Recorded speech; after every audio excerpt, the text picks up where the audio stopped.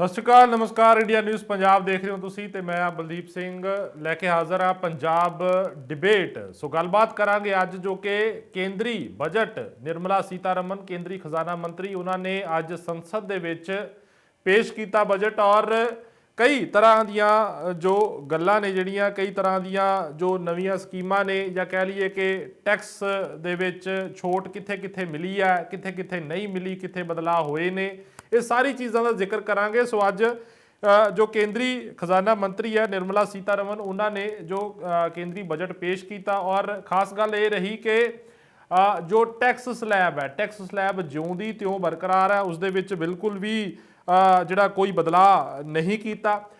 ਦੂਜੇ ਪਾਸੇ ਜੇ ਹੋਰ ਚੀਜ਼ਾਂ ਦੀ ਗੱਲ ਕਰੀਏ ਤਾਂ ਕਾਰਪੋਰੇਟ ਟੈਕਸ ਦੇ ਵਿੱਚ ਛੋਟ ਦਿੱਤੀ ਗਈ ਹੈ, ਹੀਰਿਆਂ ਦੇ ਇੰਪੋਰਟ ਡਿਊਟੀ ਦੇ ਵਿੱਚ ਛੋਟ ਦਿੱਤੀ ਗਈ ਹੈ।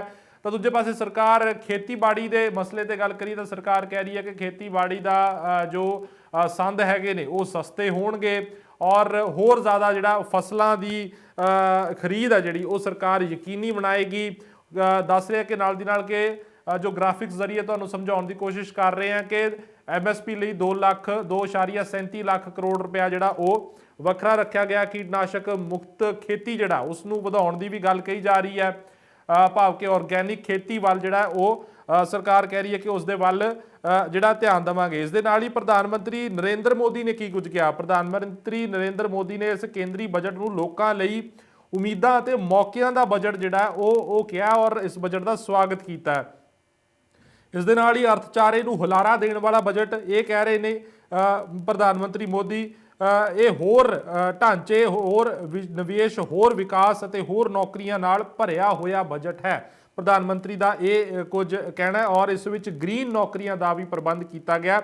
ਸੋ ਪ੍ਰਧਾਨ ਮੰਤਰੀ ਨੂੰ ਤੁਸੀਂ ਸੁਣਿਆ, ਪਰ ਦੂਜੇ ਪਾਸੇ ਜੋ ਵਿਪਕਸ਼ ਹੈ, ਜੋ ਵਿਰੋਧੀ ਧਿਰ ਹੈ, ਉਹ ਇਸ ਨੂੰ ਟੋਟਲੀ ਨਕਾਰ ਰਹੀ ਹੈ ਇਸ ਬਜਟ ਨੂੰ ਔਰ ਕਹਿ ਰਹੀ ਹੈ ਕਿ ਇਸ ਦੇ ਵਿੱਚ ਕੁਝ ਵੀ ਆਮ ਲੋਕਾਂ ਲਈ। ਰਾਹੁਲ ਗਾਂਧੀ ਉਹਨਾਂ ਨੇ ਟਵੀਟ ਕੀਤਾ, ਉਹਨਾਂ ਨੇ ਕਿਹਾ ਕਿ ਸੈਲਰੀਡ ਕਲਾਸ ਜੋ ਕਿ ਮੁਲਾਜ਼ਮ ਵਰਗ ਹੈ ਉਹਦੇ ਲਈ ਕੁਝ ਨਹੀਂ ਹੈਗਾ ਇਸ ਬਜਟ ਦੇ ਵਿੱਚ, ਮਿਡਲ ਕਲਾਸ ਮੱਧ ਵਰਗ ਲਈ ਕੁਝ ਨਹੀਂ ਹੈਗਾ, ਗਰੀਬ ਦੇ ਲਈ ਕੁਝ ਨਹੀਂ ਹੈਗਾ, ਨੌਜਵਾਨ ਦੇ ਲਈ ਕੁਝ ਨਹੀਂ ਹੈਗਾ, ਖੇਤਾਂ 'ਚ ਕਿਸਾਨ ਕੰਮ ਕਰਦੇ ਨੇ ਕਿਸਾਨਾਂ ਲਈ ਕੁਝ ਨਹੀਂ ਹੈਗਾ ਔਰ MSME ਛੋਟੇ ਉਦਯੋਗ ਨੇ, ਜੋ ਛੋਟੀ ਸਨਅਤ ਹੈ, ਉਹਦੇ ਲਈ ਕੁਝ ਨਹੀਂ ਹੈਗਾ। ਵਿਪਕਸ਼ ਹੈ ਜਿਹੜੀ ਉਹ ਟੋਟਲੀ ਇਸ ਬਜਟ ਨੂੰ ਨਕਾਰ ਰਹੀ ਹੈ। ਸੋ ਇਸ ਸਾਰੇ ਮੁੱਦੇ ਤੇ ਅੱਜ ਗੱਲਬਾਤ ਕਰਾਂਗੇ। ਸਾਡੇ ਨਾਲ ਮਨਜੀਤ ਸਿੰਘ ਰਾਏ ਸੰਯੁਕਤ ਸਮਾਜ ਮੋਰਚੇ ਤੋਂ ਜੁੜ ਚੁੱਕੇ ਨੇ। ਇਸ ਦੇ ਨਾਲ ਹੀ ਕ੍ਰਿਸ਼ਨਪਾਲ ਸ਼ਰਮਾ ਸ਼੍ਰੋਮਣੀ ਅਕਾਲੀ ਦਲ ਤੋਂ ਜੁੜ ਚੁੱਕੇ ਨੇ, ਸੰਜੇ ਕਪੂਰ ਜੀ ਭਾਰਤੀ ਜਨਤਾ ਪਾਰਟੀ ਤੋਂ ਜੁੜ ਚੁੱਕੇ ਨੇ ਔਰ ਰਮਨ ਚੁੱਗ ਅਰਥ ਸ਼ਾਸਤਰੀ ਸਾਡੇ ਨਾਲ ਜੁੜ ਚੁੱਕੇ ਨੇ। तमाम ਮਹਿਮਾਨਾਂ ਦਾ ਮੈਂ ਇੰਡੀਆ ਨਿਊਜ਼ ਪੰਜਾਬ ਦੇ ਉੱਪਰ ਸਵਾਗਤ ਕਰਦਾ। ਸ਼ੁਰੂਆਤ ਮੈਂ ਅਮਨ ਚੁੱਗ ਜੀ ਤੋਂ ਕਰਾਂਗਾ। ਅਰਥ ਸ਼ਾਸਤਰੀ ਨੇ, ਬਿਹਤਰ ਜਾਣਦੇ ਨੇ ਜੋ ਇਕੋਨਮੀ ਦੀ ਚੀਜ਼ਾਂ ਨੂੰ ਕਿਸ ਤਰੀਕੇ ਨਾਲ ਕੰਮ ਕਰਦੀ ਹੈਗੀ ਹੈ ਇਕੋਨਮੀ। ਸਰ, ਮੈਂ ਤੁਹਾਡੇ ਤੋਂ ਇਹੀ ਜਾਣਨਾ ਚਾਹੁੰਦਾ ਕਿ ਪਹਿਲਾ ਰਿਐਕਸ਼ਨ ਕੀ ਹੈ ਇਸ ਬਜਟ ਨੂੰ ਅਗਰ ਆਪਾਂ ਦੇਖਦੇ ਹਾਂ, ਐਜ਼ ਏ ਇਕੋਨੋਮਿਸਟ ਤੁਸੀਂ ਕਿਵੇਂ ਦੇਖਦੇ ਹੋ ਔਰ ਇੱਕ ਆਮ ਪਰਸਨ, ਆਮ ਆਦਮੀ ਇਸ ਬਜਟ ਤੋਂ ਕੀ ਉਹਨੂੰ ਕੋਈ ਕੁਝ ਮਿਲਿਆ ਹੈ, ਕੁਝ ਉਸ ਦੇ ਪੱਲੇ ਕੁਝ ਪਿਆ ਹੈ?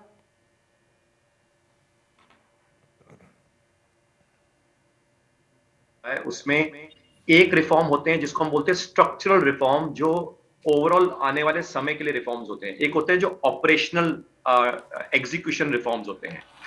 अब यहाँ पे आज जो ऑपरेशनल रिफॉर्म्स या स्ट्रक्चरल रिफॉर्म्स की हम बात करें तो स्ट्रक्चरल रिफॉर्म्स में जैसे इन्होंने बात करी कि हमारा फिस्कल डेफिसिट यानी कि हमारा जो बजटेड एक्सपेंडिचर है माइनस जो बजटेड रिसिप्ट्स होंगी वो मेंटेन्ड है। दूसरा, इन्होंने अपनी डिजिटल करेंसी लाने की बात करी, जिसके कारण काफी जो ब्लैक मनी जो सर्कुलेशन में है, जिसकी एक फिगर 12-13 में 2012-13 में 90 लाख करोड़ की फिगर थी, उसके ऊपर एक कंट्रोल होने की बात करी। फिर दूसरा, कुछ तरह का जो ब्लैक मनी जो क्रिप्टो एसेट्स में पार्क हुआ उसको एक तरह से रोकने की बात हुई, टैक्सेबिलिटी के स्लैब में लाने की बात हुई। अब यहाँ पे डायरेक्ट टैक्सेशन हो सकता है मिडिल क्लास को नहीं दिया, मगर उसके अलावा आप देखिए पूरा जो इंटीग्रेटेड भारत की बात कर रहे हैं जहां पे 9 पिलर्स, पहला पिलर इंक्लूसिव ग्रोथ, जहां पे नॉर्थ ईस्ट को हम बढ़ावे की बात कर रहे हैं ताकि पूरा हिंदुस्तान बढ़े। साथ में डिफरेंट स्टेट्स का क्रेडिट एनहांसमेंट की बात कर रहे हैं और उनको क्रेडिट एनहांसमेंट सेंट्रल गवर्नमेंट दे रही है 1 लाख करोड़ तक का। दूसरा मेन पिलर इंटीग्रेटेड भारत, जहां पे डिफरेंट लॉजिस्टिक्स पार्क्स बन रहे हैं, पोर्ट्स बनेंगे, इंफ्रास्ट्रक्चर रेलवेज और रोड्स का डेवलप हो रहा है। 10 गुना पिछले 10 साल में रेलवेज और रोड्स का स्ट्रक्चर बढ़ा है। 16% सालाना एयर ट्रैफिक बढ़ा है हिंदुस्तान में पिछले 10 सालों में। साथ में तीसरा मेन जो पिलर है वो आत्मनिर्भर भारत, जहां पे प्रोडक्शन लिंक्ड इंसेंटिव्स की बात कर रहे हैं, डिफेंस एलोकेशन की बात कर रहे हैं कि हम 68% हिंदुस्तान में डिफेंस बनाएंगे। चौथा मेन पिलर जो फाइनेंशियल वाइब्रेंसी, जो मैंने डिजिटल करेंसी की बात करी। पांचवा मेन पिलर हम बात कर रहे हैं कि एमएसएमईज और स्टार्टअप्स के ऊपर और फर्दर इन्होंने एक्सटेंड करी हैं जो टैक्सेबिलिटी, जो रियायतें हैं। छठवां मेन पिलर हम ये बात कर रहे हैं कि लिविंग विद बेटर अपॉर्चुनिटीज हो, जहां पे हम ये कह रहे हैं कि क्लाइमेट चेंज के साथ साथ हम हिंदुस्तान की इकोनॉमी को बढ़ाएं। सातवां मेन पिलर एजुकेशन, जो डिजिटल यूनिवर्सिटी की बात कर रहे हैं। और आठवां मेन पिलर हम कह रहे हैं अर्बन जो कैपेबिलिटीज है, आने वाले 25 सालों में जैसा हिंदुस्तान बनेगा और बढ़ेगा, तो अर्बन एरियाज में भी हम उसको बढ़ाएं और चढ़ाएं।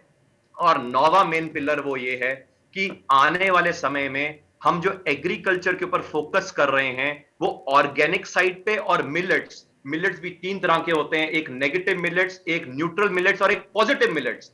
बाजरा जवार न्यूट्रल मिलेट्स होते हैं, मगर ये जो कंगनी होती है या फॉक्सटेल, बार्नयार्ड मिलेट, ये हमेशा पॉजिटिव मिलेट होते हैं। इसमें बारिश भी कम चाहिए और ज्यादा फर्टिलाइजर्स वगैरह नहीं चाहिए, केमिकल्स नहीं चाहिए, तो उसके कारण हम एक्सपोर्ट्स का बढ़ावा भी दे पाएंगे। तो मुझे लगता है 9 पिलर्स के ऊपर ये एक प्रोग्रेसिव बजट है, जहां पे हम छुटपुट की बातें ना देखें कि हमने टैक्स क्लास के लिए क्या दिया और क्या नहीं दिया, क्योंकि ओवरऑल इससे इकोनॉमी ग्रो करेगी। और इकोनॉमिक ग्रोथ इस टाइम पे वर्ल्ड की सबसे largest fastest growing economy Hindustan बनी है, जो कि महंगाई को बीट कर रही है। जीडीपी की ग्रोथ अगर महंगाई को ग्रोथ को बीट करती है तो हम कहते हैं इकोनॉमिक थम्स अप है।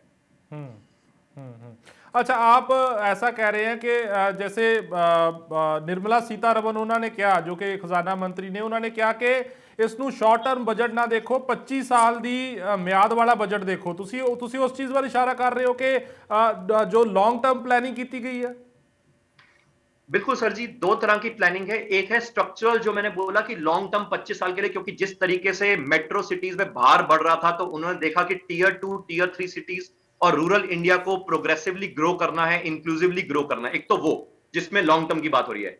एक हम शॉर्ट टर्म की भी बात कर रहे हैं, जहां पे हम ये कह रहे हैं कि विद इन द कंट्री, जहां पे इस टाइम पे जो ऑपरेशनल डिफिकल्टीज हैं उनको हमने पिछले 10 सालों में कैसे मैनेज किया। जैसे कि जब कोविड क्राइसिस आया, तो कोविड क्राइसिस से विद इन 6 महीने में हिंदुस्तान का बिजनेस कॉन्फिडेंस इंडेक्स वापस 90 अंक के ऊपर चल पड़ा। यानी कि पिछले 2 सालों में जो लॉकडाउन की जो प्रॉब्लम थी, -7.3% की जीडीपी ग्रोथ हुई, हमने 1 साल के विद इन रिवाइवल देखा, क्योंकि वो पिछले 10 साल के स्ट्रक्चरल रिफॉर्म्स ने उसका उभरता हुआ सितारा दिखाया। यानी कि स्ट्रक्चरल रिफॉर्म्स फ्यूचर के लिए भी हैं, मगर प्रेजेंट के लिए ऑपरेशनल रिफॉर्म्स भी हैं। करेंसी साइड पे जैसे डिजिटल करेंसी की बात हुई, क्रिप्टो साइड की बात हुई, और वगैरह वगैरह कई और बातें जो मैंने पहले बताई। चलो ठीक है, ठीक है। मैं कृष्णपाल जी को आऊँगा, श्रोमणी अकाली दल के बुलारे ने। कृष्णपाल जी, ਜਿਵੇਂ तो सहमत हो इस गल ਦੇ ਨਾਲ, ਜਿਵੇਂ ਕਿ ਅਰਥਸ਼ਾਸਤਰੀ ਨੇ ਡਾਕਟਰ ਅਮਨ ਚੋਕ ਕਹਿ ਰਹੇ ਨੇ ਕਿ ਲੌਂਗ ਟਰਮ ਜੀ ਜਿਹੜੀ ਪਲੈਨਿੰਗ ਆ ਉਹ ਜ਼ਿਆਦਾ ਕਿਤੇ ਨਾ ਕਿਤੇ ਕੀਤੀ ਗਈ ਹੈ, ਆਪਾਂ ਨੂੰ ਸ਼ਾਰਟ ਟਰਮ ਦੇ ਵਿੱਚ ਉਸ ਨੂੰ ਨਹੀਂ ਦੇਖਣਾ ਚਾਹੀਦਾ। ਅਕਾਲੀ ਦਲ ਇਸ ਪੂਰੇ ਬਜਟ ਨੂੰ ਕਿਵੇਂ ਦੇਖਦਾ?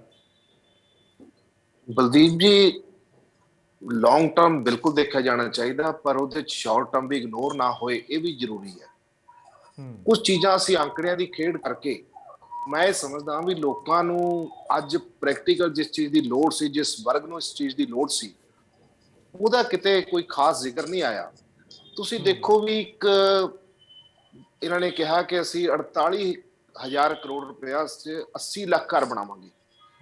ਇਹਦਾ ਮਤਲਬ ਹੈ ਕਿ ਇੱਕ ਘਰ ਵਾਸਤੇ 1,66,666 ਰੁਪਏ ਮਿਲਣਗੇ। ਤੁਸੀਂ ਮੈਨੂੰ ਦੱਸੋ ਵੀ 1,66,666 ਰੁਪਏ ਚ ਕੋਈ ਘਰ ਬਣਦਾ ਹੈ? ਕੋਈ ਦੀਵਾਰ ਵੀ ਬਣ ਸਕਦੀ ਹੈ? ਮਤਲਬ ਥੋੜੀ ਜੀ, ਜਾਂ ਤਾਂ ਉਹਨੂੰ 80 ਲੱਖ ਨੂੰ ਘਟਾ ਲਈਏ ਜਾਂ 48,000 ਕਰੋੜ ਨੂੰ ਵਧਾ ਲੈਂਦੇ। ਕੁਛ ਨਾ ਕੁਛ ਕਿਤੇ ਨਾ ਕਿਤੇ ਮਤਲਬ ਹਵਾਈ ਕਿਲੇ ਜੇ ਆਪਾਂ ਬਣਾਵਾਂਗੇ ਤਾਂ ਮੈਂ ਸਮਝਦਾ ਵੀ ਅੱਜ ਜਿਸ ਵਰਗ ਤੇ ਫੋਕਸ ਕਰਨ ਦੀ ਲੋੜ ਸੀ, ਦੇਖੋ ਪੂੰਜੀਪਤੀਆਂ ਤੇ ਜੇ ਅਸੀਂ ਫੋਕਸ ਕਰਾਂਗੇ, ਆਮ ਕਿਸਾਨ ਔਰ ਆਮ ਮਜ਼ਦੂਰ, ਆਮ ਵਰਗ ਇਸ ਦੇਸ਼ 'ਚ, ਉਹਨਾਂ ਨੂੰ ਇਗਨੋਰ ਨਹੀਂ ਕੀਤਾ ਜਾ ਸਕਦਾ। ਉਹਨਾਂ ਨੂੰ ਜੇ ਅਸੀਂ ਇਗਨੋਰ ਕਰਾਂਗੇ ਤਾਂ ਮੈਂ ਸਮਝਦਾ ਵੀ ਕਿਤੇ ਨਾ ਕਿਤੇ ਪੂਰੀ ਸਾਡਾ ਸਿਸਟਮ ਹੀ ਹਿੱਲ ਜਾਏਗਾ। ਅੱਜ ਲੋੜ ਉਸ ਵਰਗ ਨੂੰ ਹੈ ਜਿਸ ਨੂੰ ਰੋਟੀ ਦੀ ਲੋੜ ਹੈ, ਉਹਨੂੰ ਰੋਟੀ ਦੇ ਹੀ ਸਰਨਾ। ਅੱਜ ਤੁਸੀਂ ਜਿਸ ਤਰ੍ਹਾਂ ਮਰਜ਼ੀ ਗੱਲਾਂ ਕਰ ਲਓ, ਕੋਵਿਡ ਦੇ ਅੰਦਰ ਜੋ ਰੁਜ਼ਗਾਰ ਘਟੇ ਸੀ, ਕਿੰਨੇ % ਲੋਕ ਬੇਰੁਜ਼ਗਾਰ ਹੋਏ ਸੀ। ਅੱਜ ਜੀ ਕਹਿੰਦੇ ਆંકੜੇ ਦੀ ਖੇਡ, ਤੁਸੀਂ ਕਹਿ ਲਓ ਵੀ ਪਤਾ ਨਹੀਂ ਕਿੰਨੇ ਉਹ ਰਿਕਵਰ ਹੋ ਗਿਆ। ਮੈਂ ਮਹਿਸੂਸ ਕਰਦਾ ਵੀ ਕੋਵਿਡ ਦੇ ਦਿਨਾਂ 'ਚ ਜਿਹੜੇ ਲੋਕ ਬੇਰੁਜ਼ਗਾਰ ਹੋਏ ਸੀ, ਉਹ ਅੱਜ ਤੱਕ ਆਪਣੀ ਲੀਹ ਤੇ ਨਹੀਂ ਚੜੇ। ਅੱਜ ਤੱਕ ਉਹਨਾਂ ਲੋਕਾਂ ਨੂੰ ਰੁਜ਼ਗਾਰ ਦੀ ਪਾੜ 'ਚ ਦਰ-ਦਰ ਧੱਕੇ ਖਾਂਦੇ ਫਿਰਦੇ ਆ। ਤੁਸੀਂ ਦੇਖੋ ਵੀ 2022 ਤੱਕ ਸਰਕਾਰ ਨੇ ਆਮਦਨ ਦੁੱਗਣੀ ਕਰਨੀ ਸੀ, ਖਾਸ ਕਰਕੇ ਕਿਸਾਨ ਦੀ। ਉਹ 2022 ਆ ਗਿਆ, ਮੈਨੂੰ ਨਹੀਂ ਲੱਗਦਾ ਵੀ ਕਿਸੇ ਦੀ ਆਮਦਨ ਦੁੱਗਣੀ ਹੋਈ ਹੋਵੇ, ਕਿਉਂਕਿ ਮੈਂ ਪੂੰਜੀਪਤੀ ਦੀ ਗੱਲ ਨਹੀਂ ਕਰ ਰਿਹਾ, ਮੈਂ ਅਬਵ ਉਹਦੀ ਗੱਲ ਨਹੀਂ ਕਰ ਰਿਹਾ ਖੇਤਰ ਦੀ, ਮੈਂ ਉਹਨਾਂ ਲੋਕਾਂ ਦੀ ਗੱਲ ਕਰ ਰਿਹਾ ਜਿਹੜੇ ਮੱਧ ਵਰਗੀ ਜਾਂ ਗਰੀਬ ਵਿਅਕਤੀ ਹੈ। ਦੋ ਚੀਜ਼ਾਂ ਨੂੰ, ਦੋ ਲੋਕਾਂ ਨੂੰ ਤੁਸੀਂ ਇਗਨੋਰ ਨਹੀਂ ਕਰ ਸਕਦੇ। ਮੇਰੀ ਸੋਚ ਹੈ ਵੀ ਜ਼ਿਆਦਾ ਫੋਕਸ ਉਹਨਾਂ ਲੋਕਾਂ ਤੇ ਹੋਣਾ ਚਾਹੀਦਾ ਹੈ, ਮੱਧ ਵਰਗੀ ਤੇ ਗਰੀਬ ਤੇ। ਉਹ ਕਿਤੇ ਨਾ ਕਿਤੇ ਉਹਨਾਂ ਲੋਕਾਂ ਨੂੰ, ਜੇ ਤੁਸੀਂ ਸਿੱਧੀ ਪੇਮੈਂਟ ਕਰ ਦੋਗੇ, ਹੁਣ ਤੁਸੀਂ ਤਜਰਬੇ ਕਰ ਲਓ ਵੀ ਕ੍ਰਿਪਟੋ ਕਰੰਸੀ, ਡਿਜੀਟਲ, ਇਹ ਨੋਟਬੰਦੀ ਵੀ ਅਸੀਂ ਕੀਤੀ ਸੀ ਵੀ ਬਲੈਕ ਮਨੀ ਘਟੇਗਾ, ਉਹ ਸਾਰਾ ਕੁਝ ਤਜਰਬੇ ਤੁਸੀਂ ਕਰ ਰਹੇ ਹੋ। ਤਜਰਬਿਆਂ ਤੇ ਅੱਜ ਸ਼ਾਰਟ ਟਰਮ ਤੁਸੀਂ ਕਹਿ ਲਓ ਵੀ ਲੌਂਗ ਟਰਮ ਬਜਟ ਹੈ, ਕੋਈ ਸ਼ਾਰਟ ਟਰਮ ਵੀ ਆਪਾਂ ਨੂੰ ਬਣਾਉਣਾ ਪੈਣਾ। ਜਿਹੜੀ ਆਪਾਂ ਪਹਿਲਾਂ ਕਮਿਟਮੈਂਟਸ ਕੀਤੀਆਂ, ਉਹ ਕਮਿਟਮੈਂਟਸ ਕਿੰਨੀਆਂ ਪੂਰੀਆਂ ਹੋਈਆਂ। ਅੱਜ ਸਵਾਲ ਇਹ ਹੈ ਵੀ ਬਜਟ ਤੁਸੀਂ ਜੋ ਮਰਜ਼ੀ ਕਹਿ ਦਿਓ, ਅੱਜ ਤੁਸੀਂ ਐਲੋਕੇਸ਼ਨ, ਜਦੋਂ ਐਲੋਕੇਸ਼ਨ ਐਕਚੁਅਲੀ ਹੁੰਦੀ ਹੈ ਤਾਂ ਪਿਛਲੇ ਬਜਟ ਦੀ ਜੋ ਸੀਗੇ ਅਸੀਂ ਅਨਾਉਂਸ ਕੀਤੇ ਸੀ, ਕੀ ਉਹ ਪੂਰੀ ਐਲੋਕੇਸ਼ਨ ਹੋਈ ਹੈ? ਕੀ ਐਜੂਕੇਸ਼ਨ ਨੂੰ ਨਾ ਮਿਲਿਆ? ਕੀ ਖੇਤੀ ਨੂੰ ਨਾ ਮਿਲਿਆ? ਅੱਜ ਪ੍ਰੈਕਟੀਕਲ ਲੋੜ ਦੀ ਗੱਲ, ਮੈਂ ਸਮਝਦਾ ਵੀ ਬਜਟ ਕੋਈ ਤੂਤੂ ਮੈਮੇ ਵਾਲਾ ਬਜਟ ਨਹੀਂ ਹੋਣਾ ਚਾਹੀਦਾ ਵੀ ਅਸੀਂ ਇੱਕ ਦੂਸਰੇ ਦੀ ਨੁਕਤਾਚੀਨੀ ਕਰੀਏ। ਬਜਟ ਦੇ ਮਾਮਲੇ ਤਾਂ ਮੇਰਾ ਖਿਆਲ ਹੈ ਵੀ ਸਾਰਿਆਂ ਦੀ ਇੱਕ ਰਾਏ ਇੱਕ ਆਣੀ ਚਾਹੀਦੀ ਹੈ, ਕਿਉਂਕਿ ਦੇਸ਼ ਦਾ ਬਜਟ ਇਹ ਕੋਈ ਸਰਕਾਰ ਦਾ ਕਿਤੇ ਪੈਸਾ, ਲੋਕਾਂ ਦਾ ਹੀ ਪੈਸਾ ਹੈ। ਲੋਕਾਂ ਦੇ ਪੈਸੇ ਨੂੰ ਤੁਸੀਂ ਲੋਕਾਂ ਦੀ ਬਿਹਤਰੀ ਵਾਸਤੇ ਕਿਸ ਤਰ੍ਹਾਂ ਵਰਤਣਾ, ਇਹੀ ਬਜਟ ਹੁੰਦਾ। ਤੁਸੀਂ ਕਿਸ ਤਰ੍ਹਾਂ ਦੀ ਪਲੈਨਿੰਗ ਕਰਨੀ ਹੈ, ਲੋਕਾਂ ਤੋਂ ਜਿਹੜਾ ਤੁਸੀਂ ਟੈਕਸ ਕਲੈਕਟ ਕਰਦੇ ਹੋ ਉਹਦਾ ਲੋਕਾਂ ਵਾਸਤੇ ਕਿਸ ਤਰ੍ਹਾਂ ਯੂਜ਼ ਕਰਨਾ, ਇਸ ਮੈਨੇਜਮੈਂਟ ਵੀ ਬਜਟ ਕਹਿੰਦੇ ਆ। ਔਰ ਤੁਸੀਂ ਹਰ ਸਾਲ ਅਸੀਂ ਬਜਟ ਦਾ ਕਰਦੇ ਆ। ਸਵਾਲ ਇਹ ਹੈ ਕਿ ਜਿਹੜੇ ਲੋਕ ਮੈਜੋਰਿਟੀ ਚ ਇਸ ਦੇਸ਼ ਹੈਗੇ ਆ, ਜਿਹੜੇ ਲੋਕ ਲੋੜ ਭਾਲਦੇ ਆ, ਜਿਹਨਾਂ ਲੋਕਾਂ ਨੂੰ ਅਟਰੈਕਟ ਕਰਨ ਦੀ ਲੋੜ ਹੈ, ਉਹਨਾਂ ਲੋਕਾਂ ਵੱਲ ਜੇ ਅਸੀਂ ਧਿਆਨ ਨਹੀਂ ਦੇਵਾਂਗੇ ਤਾਂ ਸਿਸਟਮ ਤਾਣਾ ਬਾਣਾ ਸਾਰਾ ਹਿੱਲ ਜਾਏਗਾ। ਉਹਨਾਂ ਲੋਕਾਂ 'ਚ ਫੋਕਸ ਕਰਨ ਦੀ ਲੋੜ ਸੀ, ਪਰੰਤੂ ਕਿਤੇ ਨਾ ਕਿਤੇ ਮੈਂ ਸਮਝਦਾ ਵੀ ਆਮ ਵਿਅਕਤੀ ਦੇ ਚੋਂ ਗਾਇਬ ਹੋਇਆ।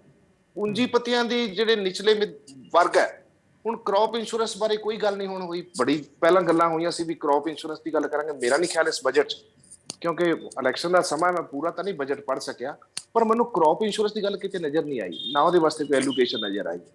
ਕਿਸਾਨ ਦੀ ਜਿੱਥੋਂ ਤੱਕ ਗੰਨੇ ਦੀ ਪੇਮੈਂਟ ਅਸੀਂ ਕਹਿੰਦੇ ਆ ਵੀ ਡਿਜੀਟਲ ਪੇਮੈਂਟ ਹੋ ਜਾਏਗੀ, ਸਿੱਧੀ ਪੇਮੈਂਟ ਹੋ ਜਾਏਗੀ। ਪ੍ਰੈਕਟੀਕਲ ਜਿਹੜੀ ਗੱਲ ਹੈ ਬਲਦੀਪ ਜੀ, ਗੰਨੇ ਦੀ ਪੇਮੈਂਟ ਪਿੱਛੇ ਕਿਸਾਨ ਸੜਕਾਂ ਤੇ ਰੁੜੇ ਹੈ, ਸਾਲ ਉਹਦੇ ਕਿਸਾਨਾਂ ਨੂੰ ਪੇਮੈਂਟਾਂ ਨਹੀਂ ਹੋਈਆਂ। ਉਹ ਪਤਾ ਨਹੀਂ ਹੁਣ ਕਿਸ ਤਰ੍ਹਾਂ ਪੇਮੈਂਟ ਕਹਿੰਦੇ ਆ, ਕਲੇਮ ਕਰਦੇ ਆ ਵੀ ਡਿਜੀਟਲ ਹੋ ਗਈ, ਹਰ ਕਿਸਾਨ ਦੇ ਖਾਤੇ ਪੈ ਗਈ। ਸਾਡੇ ਕੋਲ ਤਾਂ ਕਰੋੜਾਂ ਰੁਪਈਆ ਬਕਾਇਆ ਸਰਕਾਰ ਵੱਲ ਖੜਾ ਹੈ, ਲੋਕਾਂ ਦਾ ਔਰ ਕਿਸਾਨਾਂ ਦਾ, ਉਹਨਾਂ ਵੱਲ ਖੜਾ, ਸ਼ੂਗਰ ਮਿਲਾਂ ਵੱਲ, ਉਹ ਨਹੀਂ ਮਿਲ ਰਿਹਾ ਉਹਨਾਂ ਨੂੰ। ਉਹਦੇ ਵਾਸਤੇ ਉਹਨਾਂ ਨੂੰ ਧਰਨੇ ਲਾਣੇ ਪੈ ਰਹੇ ਕਿਸਾਨਾਂ ਨੂੰ। ਸੋ ਕਿਤੇ ਨਾ ਕਿਤੇ ਕਿਸਾਨ ਨੂੰ, ਮਜ਼ਦੂਰ ਨੂੰ ਫੋਕਸ ਕਰਨ ਦੀ ਲੋੜ ਸੀ ਬਜਟ 'ਚ, ਜੋ ਮੈਂ ਸਮਝਦਾ ਵੀ ਇਗਨੋਰ ਹੋਇਆ। ਤੁਸੀਂ ਹਵਾਈ ਗੱਲਾਂ ਜਿੰਨੀ ਮਰਜ਼ੀ ਉੱਪਰਲੇ ਲੈਵਲ ਦੀ ਕਰੋ, ਜਿਸ ਵਰਗ ਨੂੰ ਟੱਚ ਕਰਨ ਦੀ ਲੋੜ ਹੈ ਉਹ ਵਰਗ ਕਿਤੇ ਨਾ ਕਿਤੇ ਇਸ ਬਜਟ 'ਚ ਇਗਨੋਰ ਹੈ। ਠੀਕ ਹੈ, ਚਲੋ ਮਨਜੀਤ ਸਿੰਘ ਰਾਏ ਜੀ ਵੀ ਨੇ ਸਾਡੇ ਨਾਲ, ਸੰਯੁਕਤ ਸਮਾਜ ਮੋਰਚੇ ਤੋਂ ਕਿਸਾਨ ਆਗੂ ਨੇ।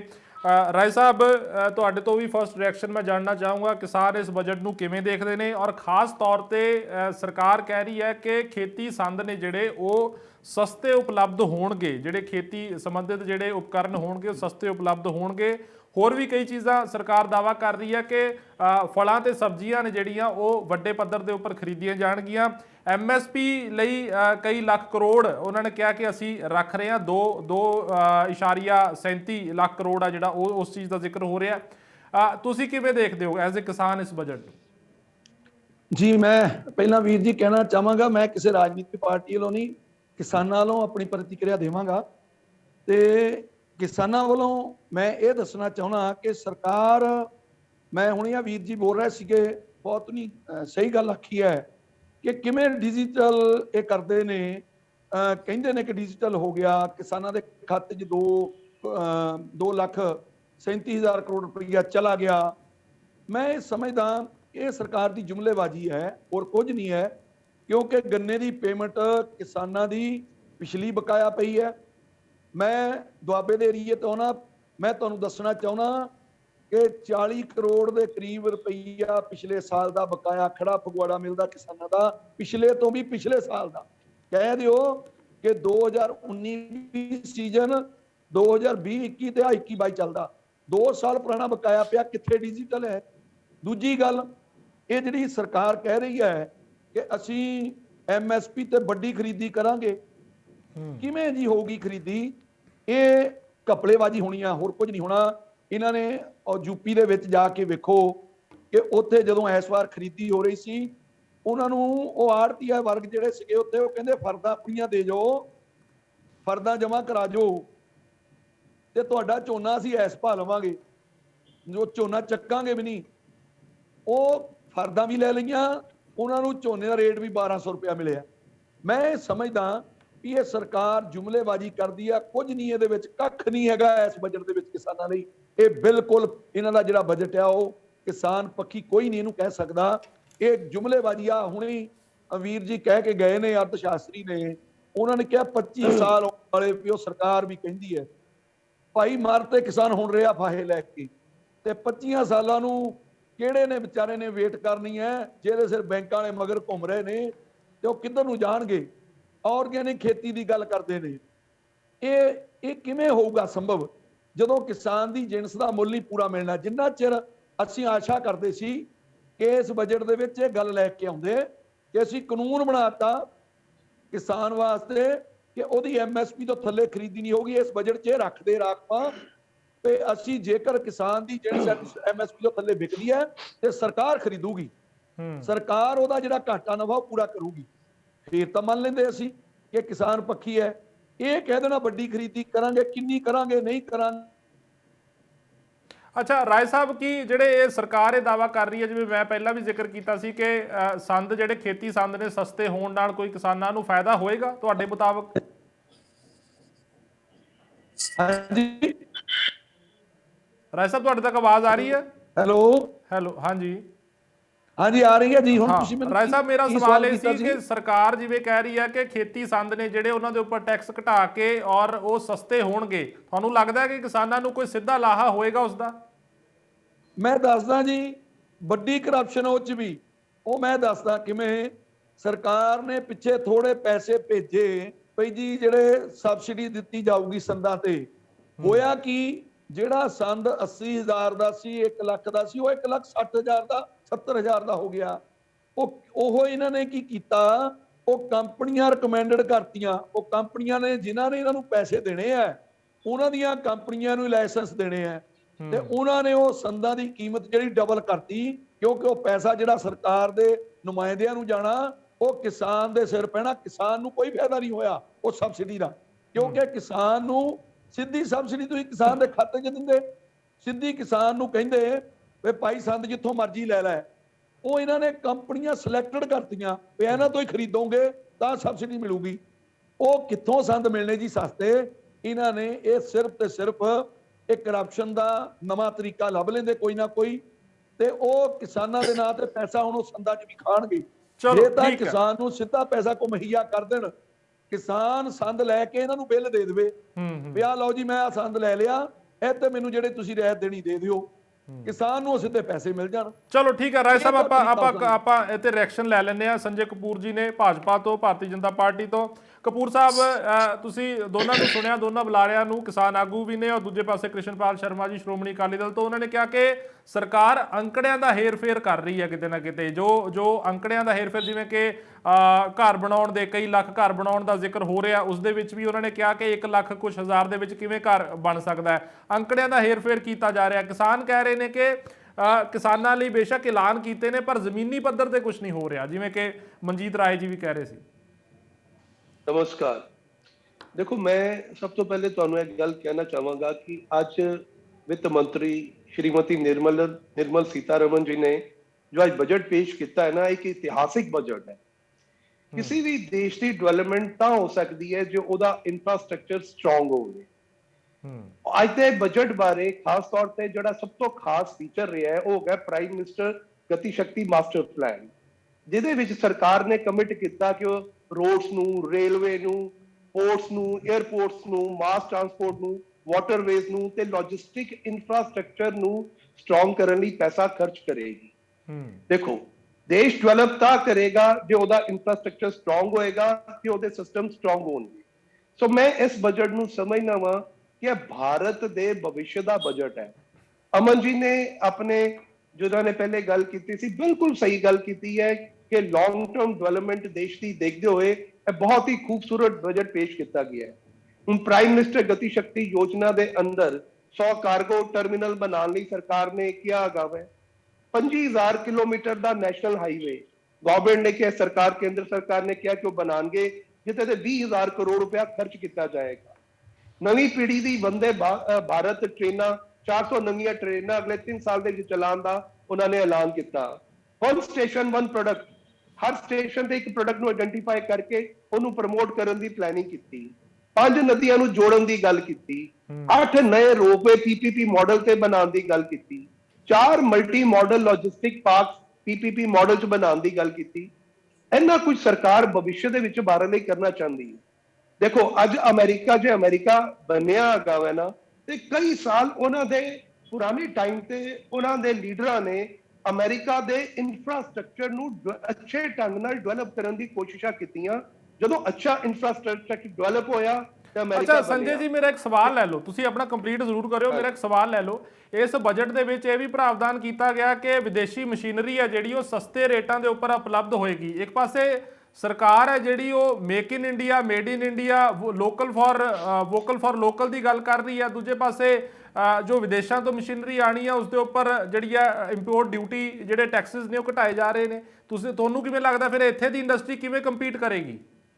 ਦੇਖੋ ਜਿੱਥੋਂ ਤੱਕ ਤੇ ਆਤਮ ਨਿਰਭਰ ਦੀ ਆਪਾਂ ਗੱਲ ਕਰਨੇ ਪਏ ਆ, ਤੁਸੀਂ ਡਿਫੈਂਸ ਦਾ ਦੇਖੋ ਕਿ ਅੱਜ ਗਵਰਨਮੈਂਟ ਨੇ ਇਹ ਕਿਹਾ ਹੈਗਾ ਵਾ, ਵਿੱਤ ਮੰਤਰੀ ਜੀ ਨੇ, ਕਿ ਡਿਫੈਂਸ ਦਾ ਜਿਹੜਾ 68% ਬਜਟ ਹੈ ਉਹਦੀ ਜਿਹੜੀ ਪਰਚੇਜ਼ ਹੈ ਉਹ ਡੋਮੈਸਟਿਕ ਇੰਡਸਟਰੀ ਤੋਂ ਹੋਏ। ਇਹ ਕੋਈ ਛੋਟੀ ਗੱਲ ਹੈ, ਇਹ ਬਹੁਤ ਵੱਡੀ ਗੱਲ ਹੈ। ਦੇਖੋ ਮਸ਼ੀਨਰੀ ਬਾਹਰੋਂ ਜਿਹੜੀ ਆਂਦੀ ਹੈ ਉਹ ਵੀ ਜੇ ਕੋਈ ਜ਼ਰੂਰੀ ਮਸ਼ੀਨਰੀ ਹੈ ਜਿਹਦੇ ਨਾਲ ਕੰਟਰੀ ਦੀ ਡਿਵੈਲਪਮੈਂਟ ਦੇ ਵਿੱਚ ਕੰਟਰੀਬਿਊਟ ਕੀਤਾ ਜਾ ਸਕਦਾ, ਉਹ ਮੰਗਵਾਉਣੀ ਪਏਗੀ। ਹੌਲੀ ਹੌਲੀ ਜਦੋਂ ਇੰਡੀਜੀਨੀਅਸ ਯੂਨਿਟ ਲੱਗ ਜਾਣਗੇ ਤੇ ਉਹ ਇੰਪੋਰਟ ਘਟ ਜਾਏਗੀ। ਸੋ ਆਤਮ ਨਿਰਭਰ ਭਾਰਤ ਲਈ ਤੇ ਸਰਕਾਰ ਹਮੇਸ਼ਾ ਪ੍ਰਤੀਬੱਧ ਹੈਗੀ ਹੈ ਔਰ ਉਹਦੇ ਤੇ ਕੰਮ ਵੀ ਕਰ ਰਹੀ ਹੈ। ਔਰ ਡਿਫੈਂਸ ਦਾ ਜਿਹੜਾ 68% ਬਜਟ ਦਾ ਪ੍ਰੋਵੀਜ਼ਨ ਕਰਨਾ ਕਿ ਭਈ ਲੋਕਲ ਆਪਾਂ 68% ਜਿਹੜੇ ਪ੍ਰੋਡਕਟਸ ਡਿਫੈਂਸ ਦੇ ਆਪਣੇ ਦੇਸ਼ ਦੇ ਵਿੱਚ ਹੀ ਖਰੀਦਾਂਗੇ, ਇਹ ਛੋਟੀ ਗੱਲ ਨਹੀਂ, ਇਹ ਬੜੀ ਵੱਡੀ ਗੱਲ ਹੈਗੀ ਹੈ। ਤੁਸੀਂ ਐਗਰੀਕਲਚਰ ਦੀ ਗੱਲ ਕਰ ਲਓ, ਜਿਸ ਤਰ੍ਹਾਂ ਕ੍ਰਿਸ਼ਨਪਾਲ ਜੀ ਐਗਰੀਕਲਚਰ ਬਾਰੇ ਗੱਲ ਕਰ ਰਹੇ ਸੀ।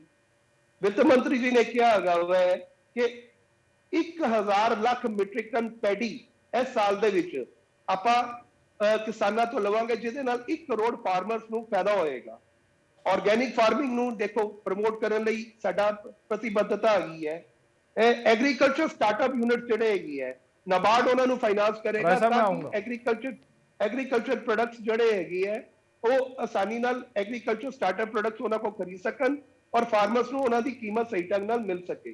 ਕਿਸਾਨ ਡਰੋਨਸ ਦੀ ਗੱਲ ਕੀਤੀ ਗਈ ਹੈ ਕਿ ਕ੍ਰੌਪ ਦੀ ਅਸੈਸਮੈਂਟ ਲਈ ਕਿਸਾਨ ਡਰੋਨਸ ਦਾ ਇਸਤੇਮਾਲ ਕਰਾਂਗੇ, ਲੈਂਡ ਰਿਕਾਰਡਸ ਲਈ ਕਿਸਾਨ ਡਰੋਨਸ ਦਾ ਇਸਤੇਮਾਲ ਕਰਾਂਗੇ ਤੇ ਇਨਸੈਕਟੀਸਾਈਡ ਨੂੰ ਸਪਰੇ ਕਰਨ ਲਈ ਕਰਾਂਗੇ। ਔਰ ਜਿਹੜਾ ਬੜਾ ਮਹੱਤਵਪੂਰਨ ਗੱਲ ਹੈ ਕਿ ਉਹਨਾਂ ਨੇ ਇਸ ਬਜਟ 'ਚ ਕੀਤੀ ਹੈ ਉਹ ਗੇਨ ਬੇਤਵਾ ਲਿੰਕ ਪ੍ਰੋਜੈਕਟ ਦੀ ਕੀਤੀ ਹੈ। 9 ਲੱਖ ਹੈਕਟੇਅਰ ਦਾ ਏਰੀਆ ਉਸ ਗੇਨ ਬੇਤਵਾ ਦੇ ਅੰਡਰ ਆਉਂਦਾ ਹੈਗਾ। 21 ਕਿਲੋਮੀਟਰ ਦਾ ਏਰੀਆ ਹੈਗਾ।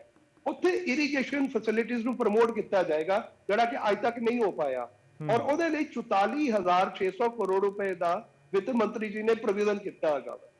ਮਿਲਟਸ ਜਿਹਦਾ ਬੜਾ ਐਕਸਪੋਰਟ ਪੋਟੈਂਸ਼ੀਅਲ ਹੈਗਾ ਮਿਲਟਸ ਦਾ, ਔਰ 2023 ਨੂੰ ਵਿੱਤ ਮੰਤਰੀ ਜੀ ਨੇ ਮਾਫ ਕਰਨਾ ਕਪੂਰ ਸਾਹਿਬ ਰੋਕਣਾ ਚਾਹ ਰਿਹਾ। ਰਾਏ ਸਾਹਿਬ ਤੁਸੀਂ ਰਿਐਕਸ਼ਨ ਦੇਣਾ ਚਾਹੁੰਦੇ ਹੋ?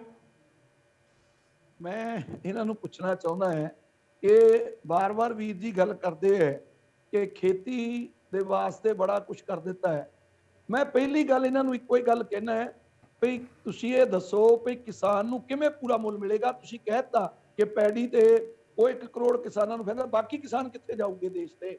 ਗੱਲ ਤਾਂ ਸਿੱਧੀ ਸਪਸ਼ਟ ਇੱਕ ਹੈ ਕਿ ਅਸੀਂ ਵਾਰ-ਵਾਰ ਡਿਮਾਂਡ ਕਰਦੇ ਰਹੇ ਸਰਕਾਰ ਦੇ ਕੋਲੋਂ ਵੀ ਜਾਂ ਤਾਂ MSP ਤੋਂ ਕੋਈ ਕਾਨੂੰਨ ਬਣਾਓ, ਨਹੀਂ ਤਾਂ ਤੁਸੀਂ ਇੰਜ ਕਰੋ ਵੀ ਜਿਹੜਾ ਪ੍ਰਾਈਵੇਟ ਪਲੇਅਰ ਖਰੀਦਦਾ ਹੈ, ਜਿਹੜਾ ਉਹ MSP ਤੋਂ ਥੱਲੇ ਖਰੀਦਦਾ, ਜਿਹੜਾ ਵਿਚਲਾ ਫਰਕ ਹੈ ਉਹ ਤੁਸੀਂ ਪੂਰਾ ਕਰੋ। ਸਰਕਾਰ ਉਹਦੇ ਵਾਸਤੇ ਜ਼ਿੰਮੇਵਾਰ ਬਣੇ ਕਿਉਂਕਿ ਕਿਸਾਨ ਦੀ ਕਾਸਟ ਆਫ ਪ੍ਰੋਡਕਸ਼ਨ ਦੇ ਮੁਤਾਬਕ ਉਹਨੂੰ ਰੇਟ ਨਹੀਂ ਮਿਲਦਾ।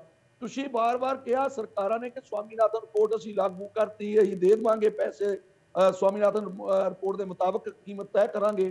ਕਿਸਾਨ ਦੀ ਨਾ ਤਾਂ ਕੀਮਤ ਤੈਅ ਹੁੰਦੀ ਹੈ, ਜੇ ਤੈਅ ਹੋ ਜਾਂਦੀ ਹੈ ਉਹ ਤੇ ਖਰੀਦ ਨਹੀਂ ਹੁੰਦੀ। ਉਹਦੇ ਵਾਸਤੇ ਸਰਕਾਰ ਕੀ ਕਰ ਰਹੀ ਹੈ? ਸਰਕਾਰ ਕਿਸਾਨਾਂ ਨੂੰ ਕਿਹੜੀ ਰਿਲੀਫ ਦੇ ਰਹੀ ਹੈ? ਕਿਸਾਨ ਨੂੰ ਚਾਹੀਦਾ ਤਾਂ ਇਹ ਸੀ ਕਿ ਕਿਸਾਨ ਇਸ ਲਈ ਆਤਮ ਹੱਤਿਆ ਕਰ ਰਿਹਾ ਹੈ। ਕਿਸਾਨ ਇਹ ਕਹਿ ਕੇ ਆਈ ਸੀ ਸੱਤਾ 'ਚ ਕਿ ਕਰਜ਼ਾ ਮੁਕਤੀ ਰਾਹਤ ਬਿੱਲ ਲੈ ਕੇ ਆਵਾਂਗੇ, ਉਹਦੇ ਤਹਿਤ ਤੁਸੀਂ ਕੀ ਕਿਸਾਨਾਂ ਨੂੰ ਦਿੱਤਾ?